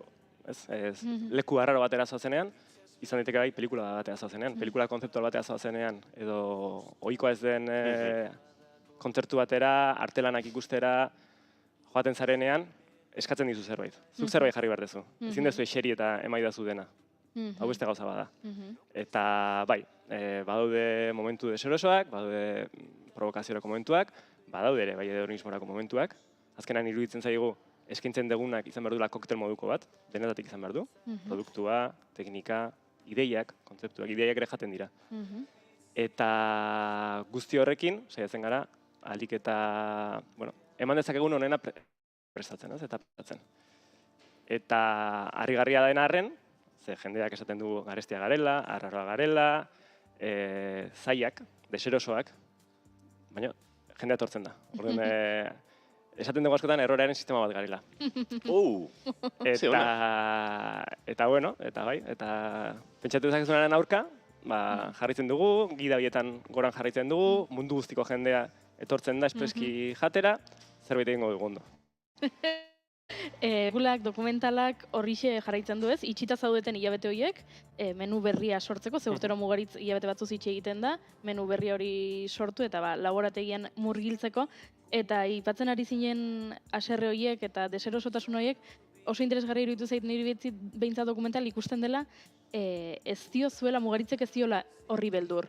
Ze momentu batean ere ikusten da, aipatzen ideia sorta, zaparra da egiten ari zaret, esaten du norbaitek. Eske emozionatu egin behar dugu, haserretu egin behar dugu jendea. Eta emozio horien artean haserrea badago, beraz, provokazioa esaten zen, ez provokazioagatik, baino badago beldurreza behintzat. Bai. Bueno, guk bideo bat aukeratu genuen, orain dela urte asko, eta bideo horri jarraitu diogu. gertatu egiteken okerrena guretzako da indiferentzia. Orduan bai zerbait ez garela ondo egiten ari. Eta ideia ez oso intuitibo horren parte da jatetxea 6 hilabete urtean istea eta urtero menu berri bat egitea, ez? Eta esaten dizuen erroraren sistemaren ideia hori pixkat hildo honetatik doa. Ze azkenean zuk jatetxe bat daukazunean, normalen jendea juten da, gustatzen zaion zerbait jatera, eta badituzu plater batzuk oso arrakastatxoak direnak, gustatzen dira, zaporez ona dira, estetikoki ona dira, baina jende askok sozialetan eta postatzen ditu gauzak, eta orduan polita izatea estetikorik plus bada, orduan badaukazu hit bat. Eta ze egiten duzu hit horrekin, hurrengo urtean, kanpora, fuera. Eta dena berriz, ez? Jatetxea berri irekitzen duzu urtero. Eta gainera 6 hilabete itzita zaude, orduan dirua galtzen naizea. Ez da ideia oso ideia ona, printzipioz, ez? Baina bai, egin zen aukera zen, bide jorratuetatik ez joatea, pixkate beste bideo batzuk bilatzea, eta dokumentalak erakusten den hori da, prozesu kreatibo hori, 6 hilabetean zehar, nola jatetxea berriro zerotikan azengean irikitzen, plater horiek nola iristen diran azkenen maira, eta dokumentalen erakusten dena gaina da, garrantzitsuna bidea dela, ez da emaitza. Dokumentala ikustera juten da jendeak ikusiko du, azkenean ez dakizula zein den emaitza. Emaitza, da bigarren mailako garrantzia daka. Garrantzitsuna da bidea, eta bidea nola egiten duzun. Eta zalantza horiek nola argitzen dituzun. Eta hori erakusten da dokumentalean. Eta dokumental honetan ezoiko gauza asko daude, jatetxea bera ezoikoa delako, baina ezoikoa izan daiteke adibidez, zuzendaria Paco Plaza izatea, Paco dela, Rek pelikulak, La abuela, Hermana muerte, edo Veronika, beldurrezko saga hauen zuzendaria, eta bapatean jatetxe bati buruzko dokumental bat. Agian pentsatu zuten beldur pixkat ematen genuen laguk, eta horregatik Pacorekin hitz egin zuten. Hemen gertatu zena zen, interes banatuak elkartu zirela, ez? Proiektu hau aurrera eramateko. Alde batetikan guk bagenekan ideia zerbait sortzeko audiovisualki, egin izan ditugu lehenago dokumentalak eta eraskotako lanak, eta bagenekan gogoa zerbait egiteko, bezaldik Movistar zegoen. Movistarrek azken urtetan daukan linea estrategikoetako bat da kreatitatea erakustea, arlo guztietan, artean, audiovisualki, gastronomian ere, eta orduan bereik oso interesatuta zeuden gurekin zerbait egiten, eta gero zegoen Paco Plaza. Dala gastronomo bat, asko gustatzen jatea, sukaldatzea ere bai, ezagutzen gintuen, bere anaiak festivalen egiten du lana eta eraman izan du mugaritzea aurreko aldietan, eta, orduan guk hitz egin dugu Movistarrekin, Movistarrek Paco Plazan izan zionen, nahi duzu hau egin, batean esan zuen baiet. Egina zegoen. Eta orduan, horrela atera da aurrera. Jatetxea mugaritza aipatu dugu, Andoni Luis Aduriz sukaldariarena da, eta ohituta gaude sukaldarien izena bizenak ezagutzera, ez? Hemen Euskal Herrian Arzak da Arzak eta Subijana da Subijana eta Eneko Atxa eta Aduriz, jatetxeak ezagutzen ditugu, baina batzuetan jatetxeen izena baina ospetsuago da sukaldariaren izena. Kasu honetan, mugaritzen kasuan, Andoni ere oso ospetsua da, baina niri beste dokumentalaren alderdi ezoiko bat iruditu zait, Andoni agertzen dela lehenengo minutuan, aipatzen du berak egin nahi duela menu bat ikusezina den kontu horren inguruan, eta hurrengo 27 minutuetan ez da berriro agertzen. Eta agertzen denean, handik 27 minutuetara agertzen da esateko, niri esaten didate askotan lidergo falta daukadala. Oso metafora ez dugu Andoni ikusi, eta ikusten dugun lehenengo aldian da, entzuteko, agian lidergo falta hori. Oso ezoikoa iruditu zait hori Andoni beraren irudia ez esplotatzea gehiago, hain famatua izan da, eta jatetxearekin hain lotuta egon da. Pakoren auto bat izan da, Andoni beraren auto bat izan da, lantaldearena.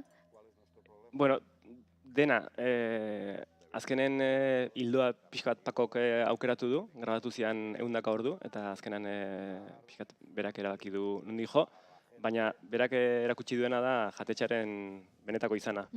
Eta egia da oso estruktura horizontala daukagula, eta Andonik pixkat egiten dula da I+D-ko taldea bere egin junez, eta pixkat markatu nundi joan behar duten, lehenengo ideia botatzen die, urte bakoitzak dauka kontzeptu bat, aurtengoa zen ikusten ez dena, eta horren inguruan lan egiten dute. Eta gero berak egiten ditu hastapenak eta juten da pixkat, forma ematen. Baina libertate guztia ematen dio taldeari, nahi dutena egiteko. Eta azkenen, zuk esan duzun bezala, horako jatetxetan sukaldariak bihurtu dira izar modukoak, baina hau ez da oso, hau beti hola izan. Lehen sukaldariak egoten zian sukaldean eta inork ez zituen ezagutzen. Egon zan boom bat, hau gertatu da, baina egia da gero egunerokotasunean, hogeita platerko menu bat egiten dugu, 40 pertsona tortzen baldin badira, dira 1000 plateretik gora zerbitzu bakoitzean, sukaldari batik ezin ditu 1000 plateretik gora egin, eta askotan ez dira egoten gaina sukaldean, ze bere rola beste bada. Eta hori, badago jendea kostatzen zaiola ulertzea, baina nik uste dokumentalean oso ondo azaltzen dela.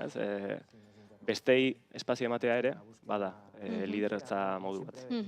25 plater aipatu dituzu eta hemen pantailan trailerra ikusten eta baita gure atzean daukagun pantaila honetan eta horra gertzen da mapa kontzeptual moduko bat eta mapa kontzeptual horrek egiten dio, oinarria da platerak sortzeko. Eta mapa kontzeptual horretan badaude ohikoak diren osagai batzuk, baina badago osagai bat adibidez jainkoa izena duena, edo urrea edo beste gauza pila bat. 25 plater horiek azaltzea oso zaila izango da. Esan bezala denetatik dago, ez? Azken da koktel moduko bat, dago poesia, dago teknika, dago produktua. Jabik egiten dituen bozetoiek, dira kontzeptualak askotan, zailena izaten da, idea heterotikan konkrezio fisiko batera pasatzea, ez? Eta asko laguntzen digu marraztea.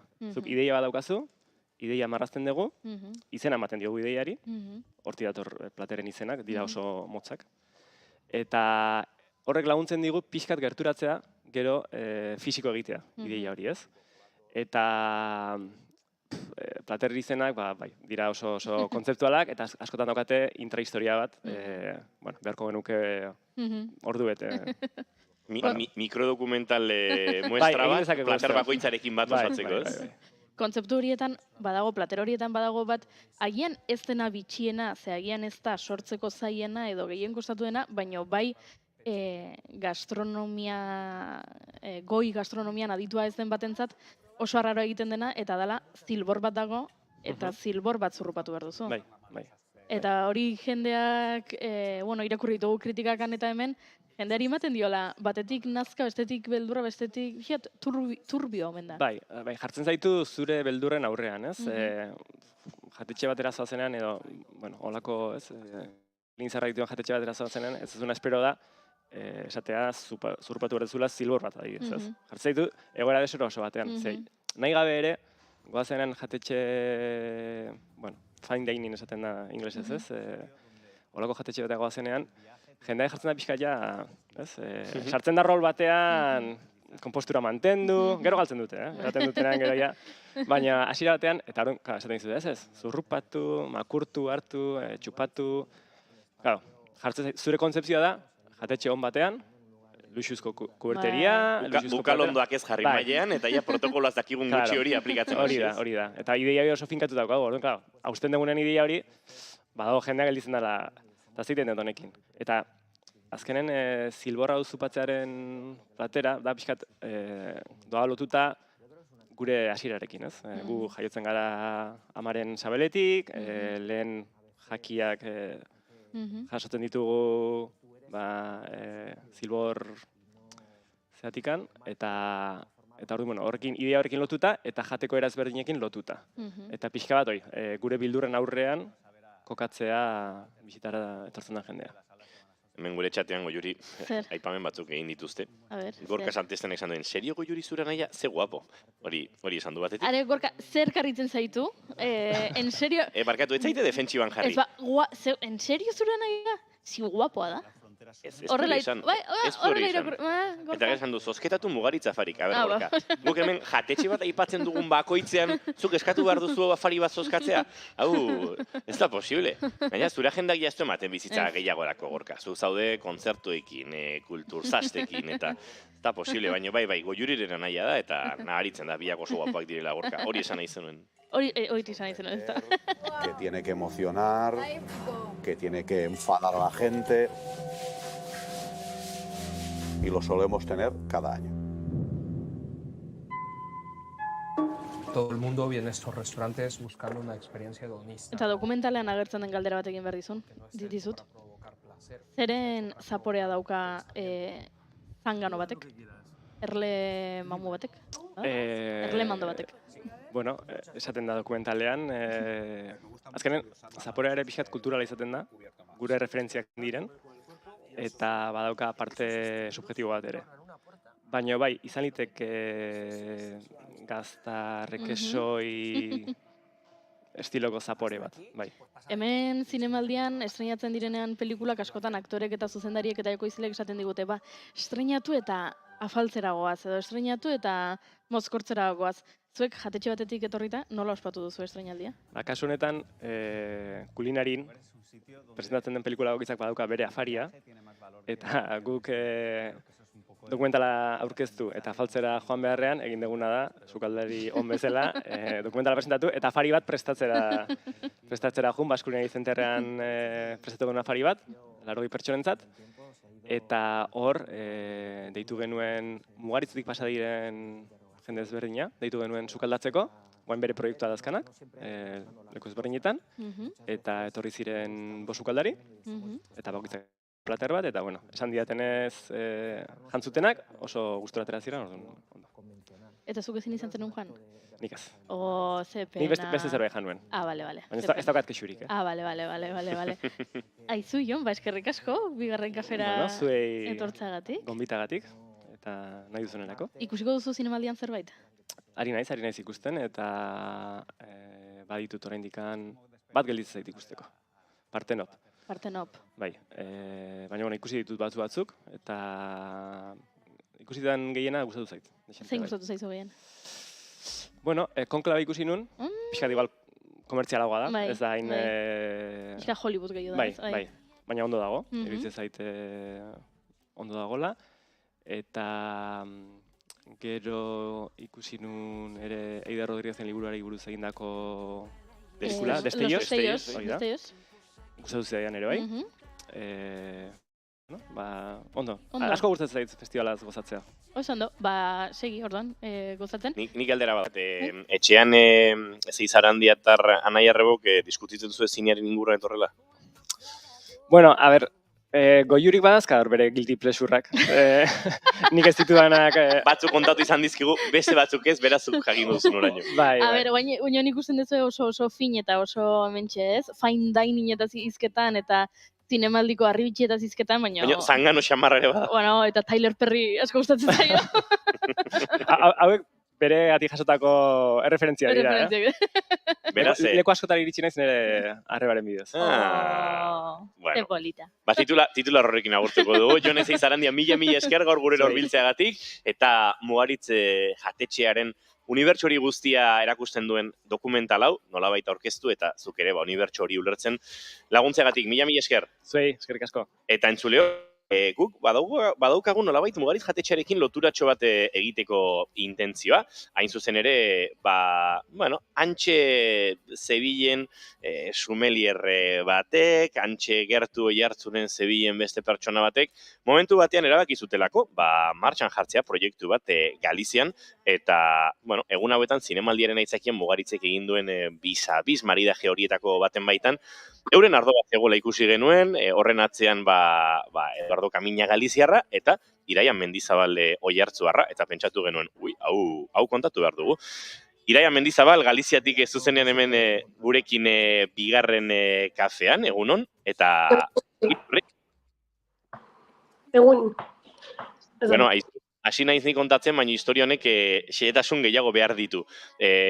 Zu eta Eduardo Euskal Herrian bizi zineten, bera Galiziarra da, eta zu Oihartzuarra esan da bezala, edo Errenteriarra, ez dakit ondo non definitu behar dugun zure tokia, han inguruan esango dugu, eta batean bururatu zaizue COVID garai horretan Galizian jatetxe bat martxan jartzea. Jatetxe bat, ardoaren kulturarekin lotura handia duena, konta iguzu nolakoa izan da bide hau, eta nolakoa izan zen erabaki hura? Bueno, kaixo, egia esan nahiko erresa izan zen. Ze edun groso zakaten ja hemen furantxo egiten den jatetxe bat, dela txeko ardua saldu, eta gero tortilla pare bat, kalamari batzuk, eta tapa hotz batzuk, eta, claro, hainbesteko bi arazoekin amak itxintzun dena.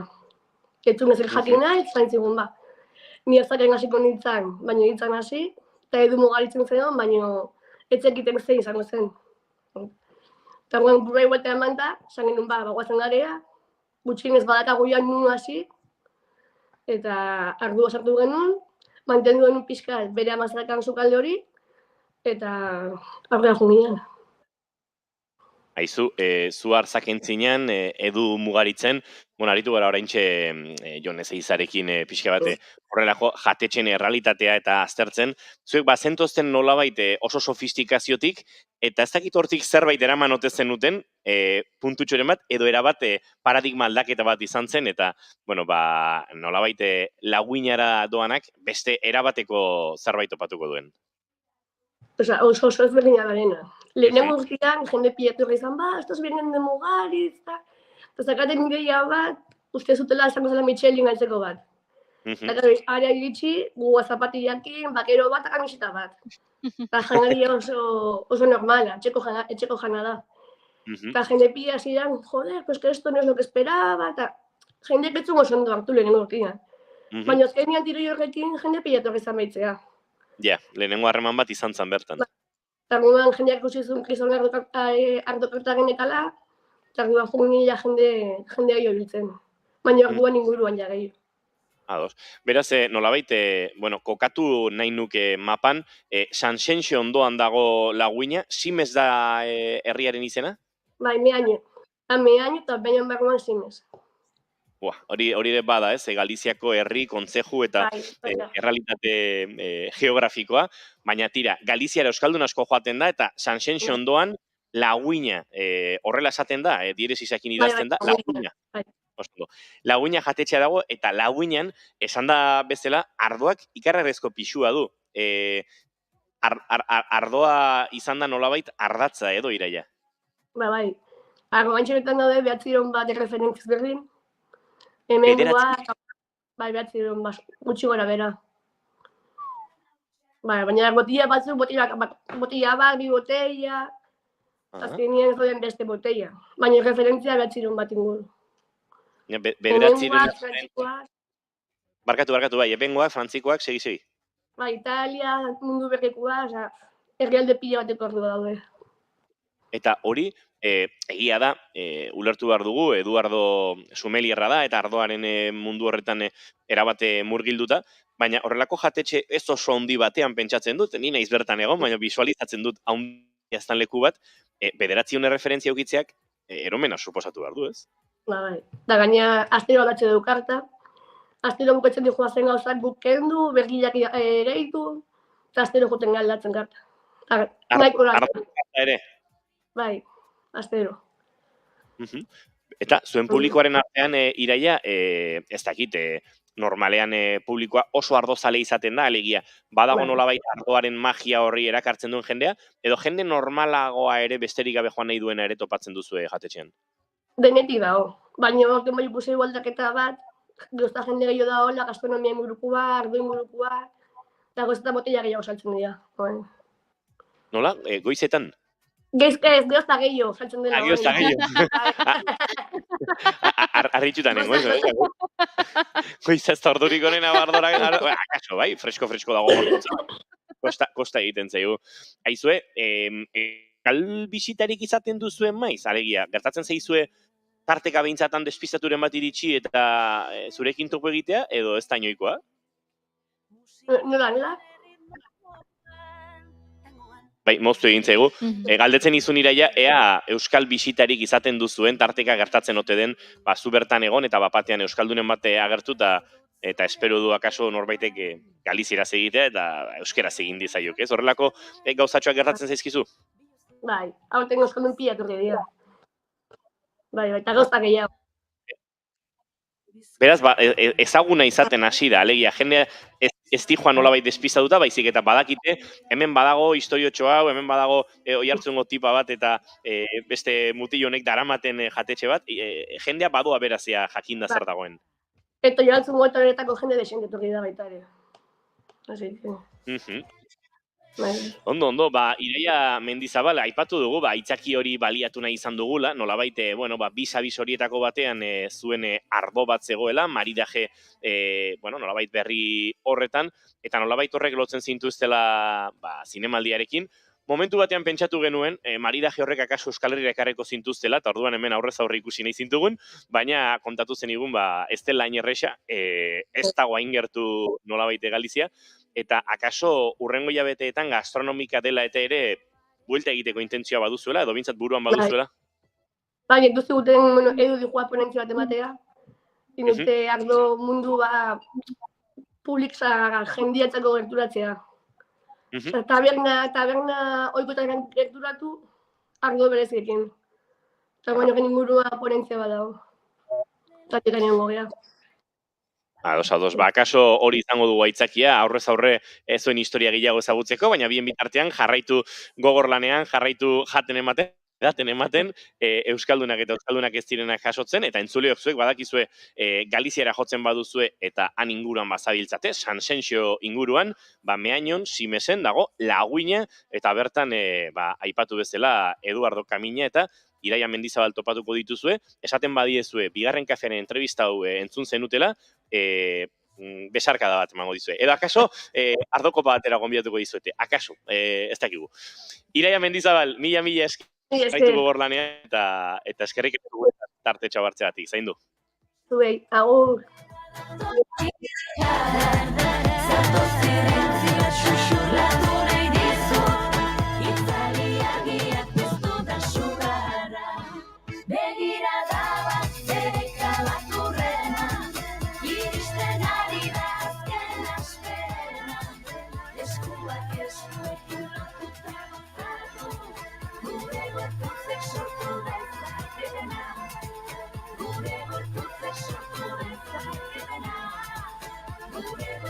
Sortu dezaketena.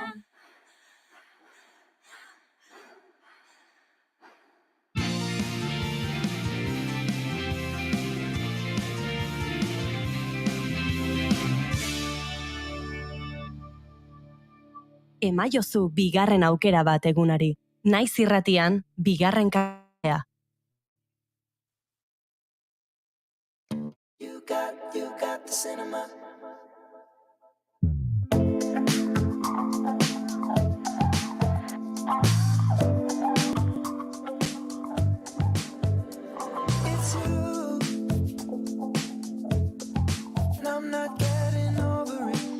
Goizeko 11:46, Manuel González Gurrutxaga salbatu dugu, gaurko ere, atzo parrandan ibilita, nolabait bigarren ordezkaritzan, zirratiaren ordezkaritzan egon zirenak ere hemen lanean ikusten ditugu. Bueno, bintzat Maite Bidarte, Aimar ez dut ikusi, ez dakit Aimar bizi dikote den edo ez dote den, baina ari gara nolabait Imanol eguna salbatzen, eta gaurkorako ere, pelikulei begira, ez dakit baduzun eskuartean ja ikusi nahi duzuna garbi, edo oraindik zalantza dauzkazun, baina konta iguzu.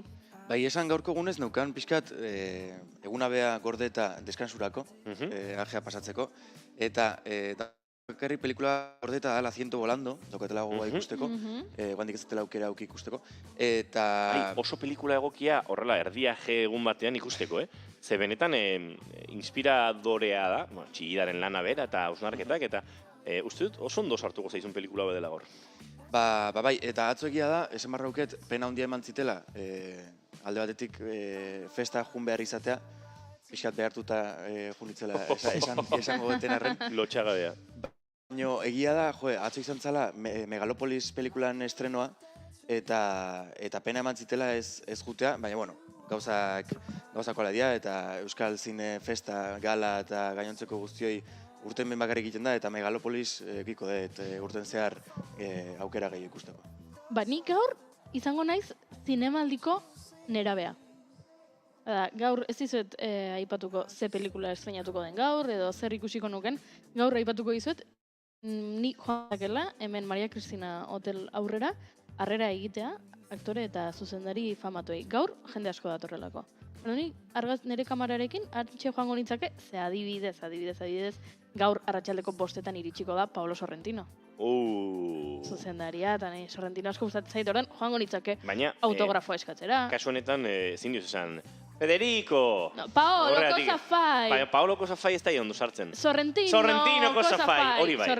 Cosafai, eta esan dezaketa egian, beste ordu bete itxaron eta arratsaldeko 6etan Monika Bellucci iritsiko da, eta orduan Monika Cosafai, edo Bellucci Cosafai esan dezaket, gero dator, aurreko nio gaipatu zuen, Tilda Swinton, berak nahi duela Almodobarren pelikula ikusi, eta bat Tilda Swinton ere gaur iritsiko da, beraz, nik gaur egingo nuke antxe haien, ja, hau, irratxea gauketuta, area jongo naiz, ze Juan Diego Boto dator, eta Juan Diego Boto ere asko gustatzen zait. Eta horren igual, Degatroneko txusekoan sauek izaten dira, horrelako bat hartu eta area jungo naiz alfombra gorrira. Ze zinemaldia hori ere bada, honek badauka puntu kutrea, puntu zea, ez famatuen argazkiak nahi izate hori bada pixkatola kix, baina aizu, jendea etortzen da zinemaldira hori egitea baita ere, beraz, aipatu behar gien. Bai, nik beste gunean ikusi nuen tipo bat mozorrotuta Jack Sparrows, eta, bueno, nik flipatu nuen, baina, bueno, omen da, lako txorakeriak egitea, aktore famosoak etortzen dianean, baina ni flipatu nuen hor kaletik ibiltzen Jack Sparrow bat, eta gero pentsatu nuen, klaro, gaur Johnny Depp etorriko da, eta Johnny Deppek berak baita flipatu ingo zuen, segura si. Bueno, Johnny Deppei buruz esan behar dezakeu, bueno, badakizuen ni heiterra naizela, ez? Eta Johnny... Heitera horrokoren, ez? Ez, Johnny Deppen heiterra. Heiterra berezik, eta ez Johnny Deppena soilik, baizik eta Johnny Deppi alfombra gorria jartzen dioten guztien heiterra naiz, eta esan behar dut irakurri dudala, kazetariak oso haserre daudela, ze, bueno, Johnny Depp erasotzaia izateaz gain, bada pixka bat lotxagabea eta pixka bat kukaratxoa, eta prentxaurrekoa bertan bera utzi zuen, gero beste agerraldi batzuen gaur goizan eta arratsaldeko 4etara pasa dute horrela gauetik egunera, eta begira, bere emazte hoiarekiko oso jator ez izateaz gain, bere aleekiko ez da oso jatorra. Antza, aldaketa hori izan zela publikoarekin egoteko, edo fanekin denbora gehiago egoteko, edo lako zeo zer entzun dut nik, baina, bueno, ez dakit zen punturaino egia izango den hori, edo... Ez dut, azkenekoan berdina egin zuela baita, aldatu zituzela agendak beraren gatik, eta, bueno, hori ere, nik uste dut, kazetari garen einetik ze esango dugu, ez, baina uste hori ere zaindu egin behar dela, eta zinemaldian ere horrelakoak egin behar direla, eta egon bartzatxarekin eta itzuzula, ze kazetariek ondo prestatuta eramaten dituzte elkarrizketak, eta pixka bat, errespetu falta iruditzen zaita izu? Bai, ados nago. Bide batez, Sorrentino aipatu duzula, Partenope ikusteko sarrerak uste dut, haiek ere 100 volando direla. Dago, zera, utxunea, utxune txillidianoa. Etzen nahi erresa, Txillardegi aipatu hartzen nola pentsatzen momentu baten. Bai, txillardegi ikusi. Zinemaldi hau, eta euskara gure territorio liberea, eta bai. Zea, en fin, hor txotziko dugu. Nik gaur ikusteko daukat, esango dizuet, arratsalderako Le Dernier Soufflé. Last Breath, Le Dernier Soufflé. Soufflé uler dizut, postra zari zela eta mugarit sinpan ni postre eta nola dokumentalean ez den postrerik agertzen zuk esan duzula, nik postrea nahi dut. Ez dakite nola ahoskatzen den, baina... Frantsesez ikusiko duzu, ala... Bai, zinemaldian jatorrizko hizkuntzan, eta egia esan... nire frantzesa gainera Parisen udara pasata gero, ikaragarri hobetuta dago, eta Costa Gabras zuzendari greziarraren, esango nuke estreinoa gaur goizen izan dela, goizeko pasean izan dela aurkezpen hori, eta, arratsaldean ikusteko gogoz nabil gaur goizeko, 8:30, beraz duela tartetxo batera, eta duela 20 minutu sartu dira kursalen, gaurko bigarren pasea ikusiko dutenak, nik arratsaldeko 7 lorten gutxiagoten ikusiko dut. Eta ni nago pixka bat nahastuta eta egian zuetako norbaitek badaki hau erantzuten, baina gaur adibidez itxatxita estrenatuko dute EITB galan. EITB gala ez dela atzoko EITBek babestutako Euskal Zinemaren gala. Ez. Bi gala desberdin dira, baina atzo EITBek sariren bat eman zuen okerrez banago. Baina gaur da EITBren gala. Bale, ez ni bezala egon daiteke pixkat nahastuta, Ze EITB gala jartzen duzu Googleen, eta agertzen zaizun guztia da, atzoko galaren inguruko Nik uste dut direla itzakiak, direla itzakiak inigo bezalako jendea mozkortzeko. Hori da, bitan parranda iteko eta bitan bataplan izteko. Ze doakotasunez aritu zareten. Izan daiteke, ze ez dugu gezurrik esango, gaur prentsa akreditazioa daukagunok, festa bat daukagu. Hori nintzen pentsatzen Maite Bidarte, gaur ere tokatzen da puntuatzea? Ze e-mail bat bidali ziguten esanez. Gaur prentxaren festa uste dut. Kazetari agurgarrioz. Bihar da. Bihar alda Gaizki ari gara prentxaren festa. informatzen, bihar. Gaur orduan atxaden hartuko dugu. Bueno, gaur ITB galara joan zaitezke. Baita ere. Eta bihar prentxara, eta ados. Jo, bihar, gogoan dut, behin, zinemaldian akreditauta egon gabe, egin nuela festen ziklo guztia. Astelenetik larun bat 6 festa gaian. La ruta al bakalau. Ta akreditazio hori. Akreditazioa, La rutan bakalau. Hori egingo genuen bai. Gomendatu zenizkidan filme horitan zuzinen protagonista baina ni naiz gidoilari ora honetan.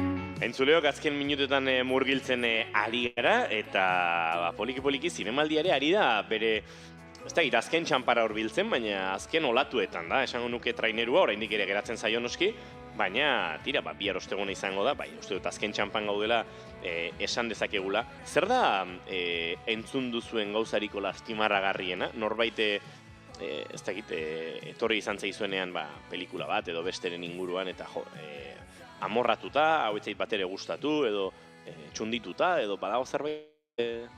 Nik entzun dudana da Glimmers destellos, hau da Patricia López Arnaizek antzesten duen Pilar Palomeroren pelikulari buruzko, lore, txalo eta ez dakit hitz polit guztiak entzun ditut. Eta nik ez dut pelikula ikusi, baino entzun dudanagatik ikusi beharrekoa antza, ze hori entzun dut, adibidez. Zegiago entzun dut. Nik aipatu nuen hemen Tardes de Soledad, Rokarrei toreroari buruzko dokumental estreinatu dutela zinemaldian, eta horrek nire zalantza etikoak eta sortzen zizkidala, baino ikusi dut baita ere jende asko esaten, ikusi gabe ez kritikatu, eta izu, agian ikusi egin beharko dut, jakiteko benetan zer den, naiz eta jarraitzen dudan pentsatzen badela, zezenketen munduaren irudi erreal bat, eta beraz irudi itxusi bat. Bai, baina egia da, zezenketaren erabat aurka dagoen jendeak ikusita ere, gomendatu, baino ikus daitekeela diola. Badagoela, eta ziurrenik aterako zarela, zure konbikzioetan konbentzituago, alegia. Zezenketarik ez zen ideiarekin bazoaz, horrela aterako zarela, ez dela pelikula dogmatiko bat. Baina nolabait ariketa zinematografiko bezala edo, ikusteko modukoa dela. Nik momentu batean plantatu nuen, eta burutik kendu dut, baina jakin dezala entzuleak. Eta aipatu dugu Los Destellos, Glimmers, niri ere joan zait zinemaldiontatik ikusi gabe pelikula hau, baina Patricia López Arnaiz, zeran ikusta, trailerrean bakarrik ikusita, esango nuke, hemen badagoela Goya sarietarako aitzaki emango digun interpretazio bat. Itxura guztia hartzen diot. Aldet meloi txiki bat ireki? Noski, 4 minutu dauzkagu. Bale, zein da pertsona batek eraman alko lituzken Goya sari gehiengoa. Esan nahet, zuk sortzaile bezala olako zerbait, kupo bat marko luke Goya bat lortzeko edo sari bat lortzeko, hau da, kasu honetan, Patricia López Arnaiz edo beste aktore batek maksimo bat auki, o minimo bat ez da evidentemente, baina maksimo bat auki beharko luke, suposatzen da... Ulertzen dut galdera. Ibilbidearen momentu batean, saria jasotzeari utzi beharote dion beste aktore batzuk ere saritu alizatzen. Claro, irutu zait, sari bat azken baten dala, rekonozimentu bat, indezun lan bategatik, edo esperientzia bategatik, edo lako zerbait, ella, 5 sari jaso dituzunen, igual sari ezberdinak baldin badie, pues ez, baino konkretuki, Sari bakoitza da pelikula batengatik, eta pelikula bakoitzan lan berri bat egiten duzu.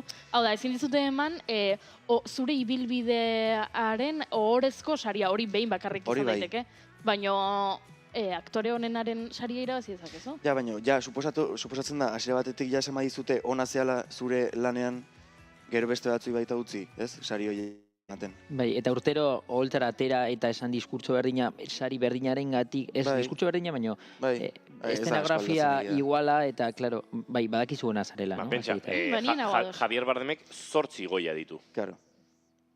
Eta Fernando Gomezek 6.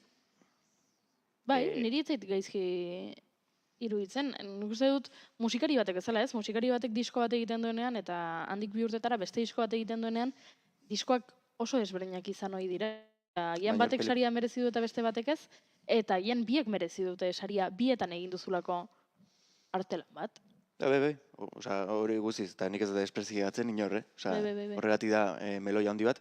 Baina hori, iruditzen zait, azken baten, Baionak adibidez goiatan parte hartze deunen, badakizu aukera handia dauzkala goia bat eramateko, igual gero ez duela eramaten, baina, karo, ze puntua ino, igual beste batzui baita, ez dakit.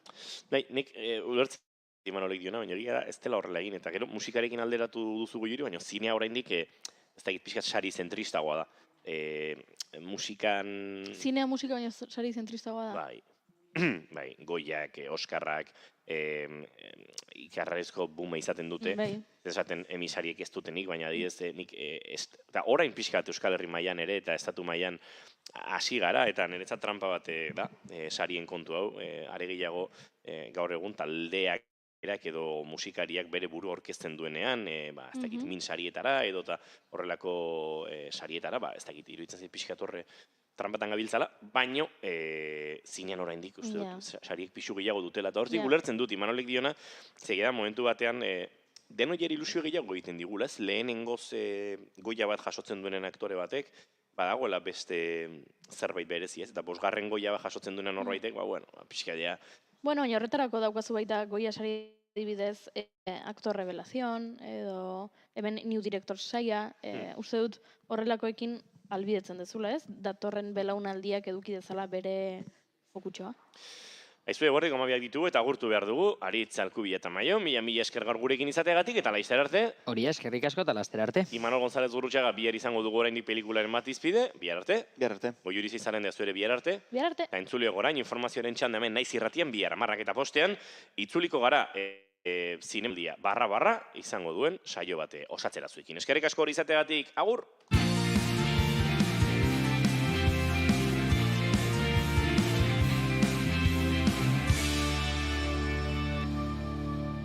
Keep calm and bigarren kafea.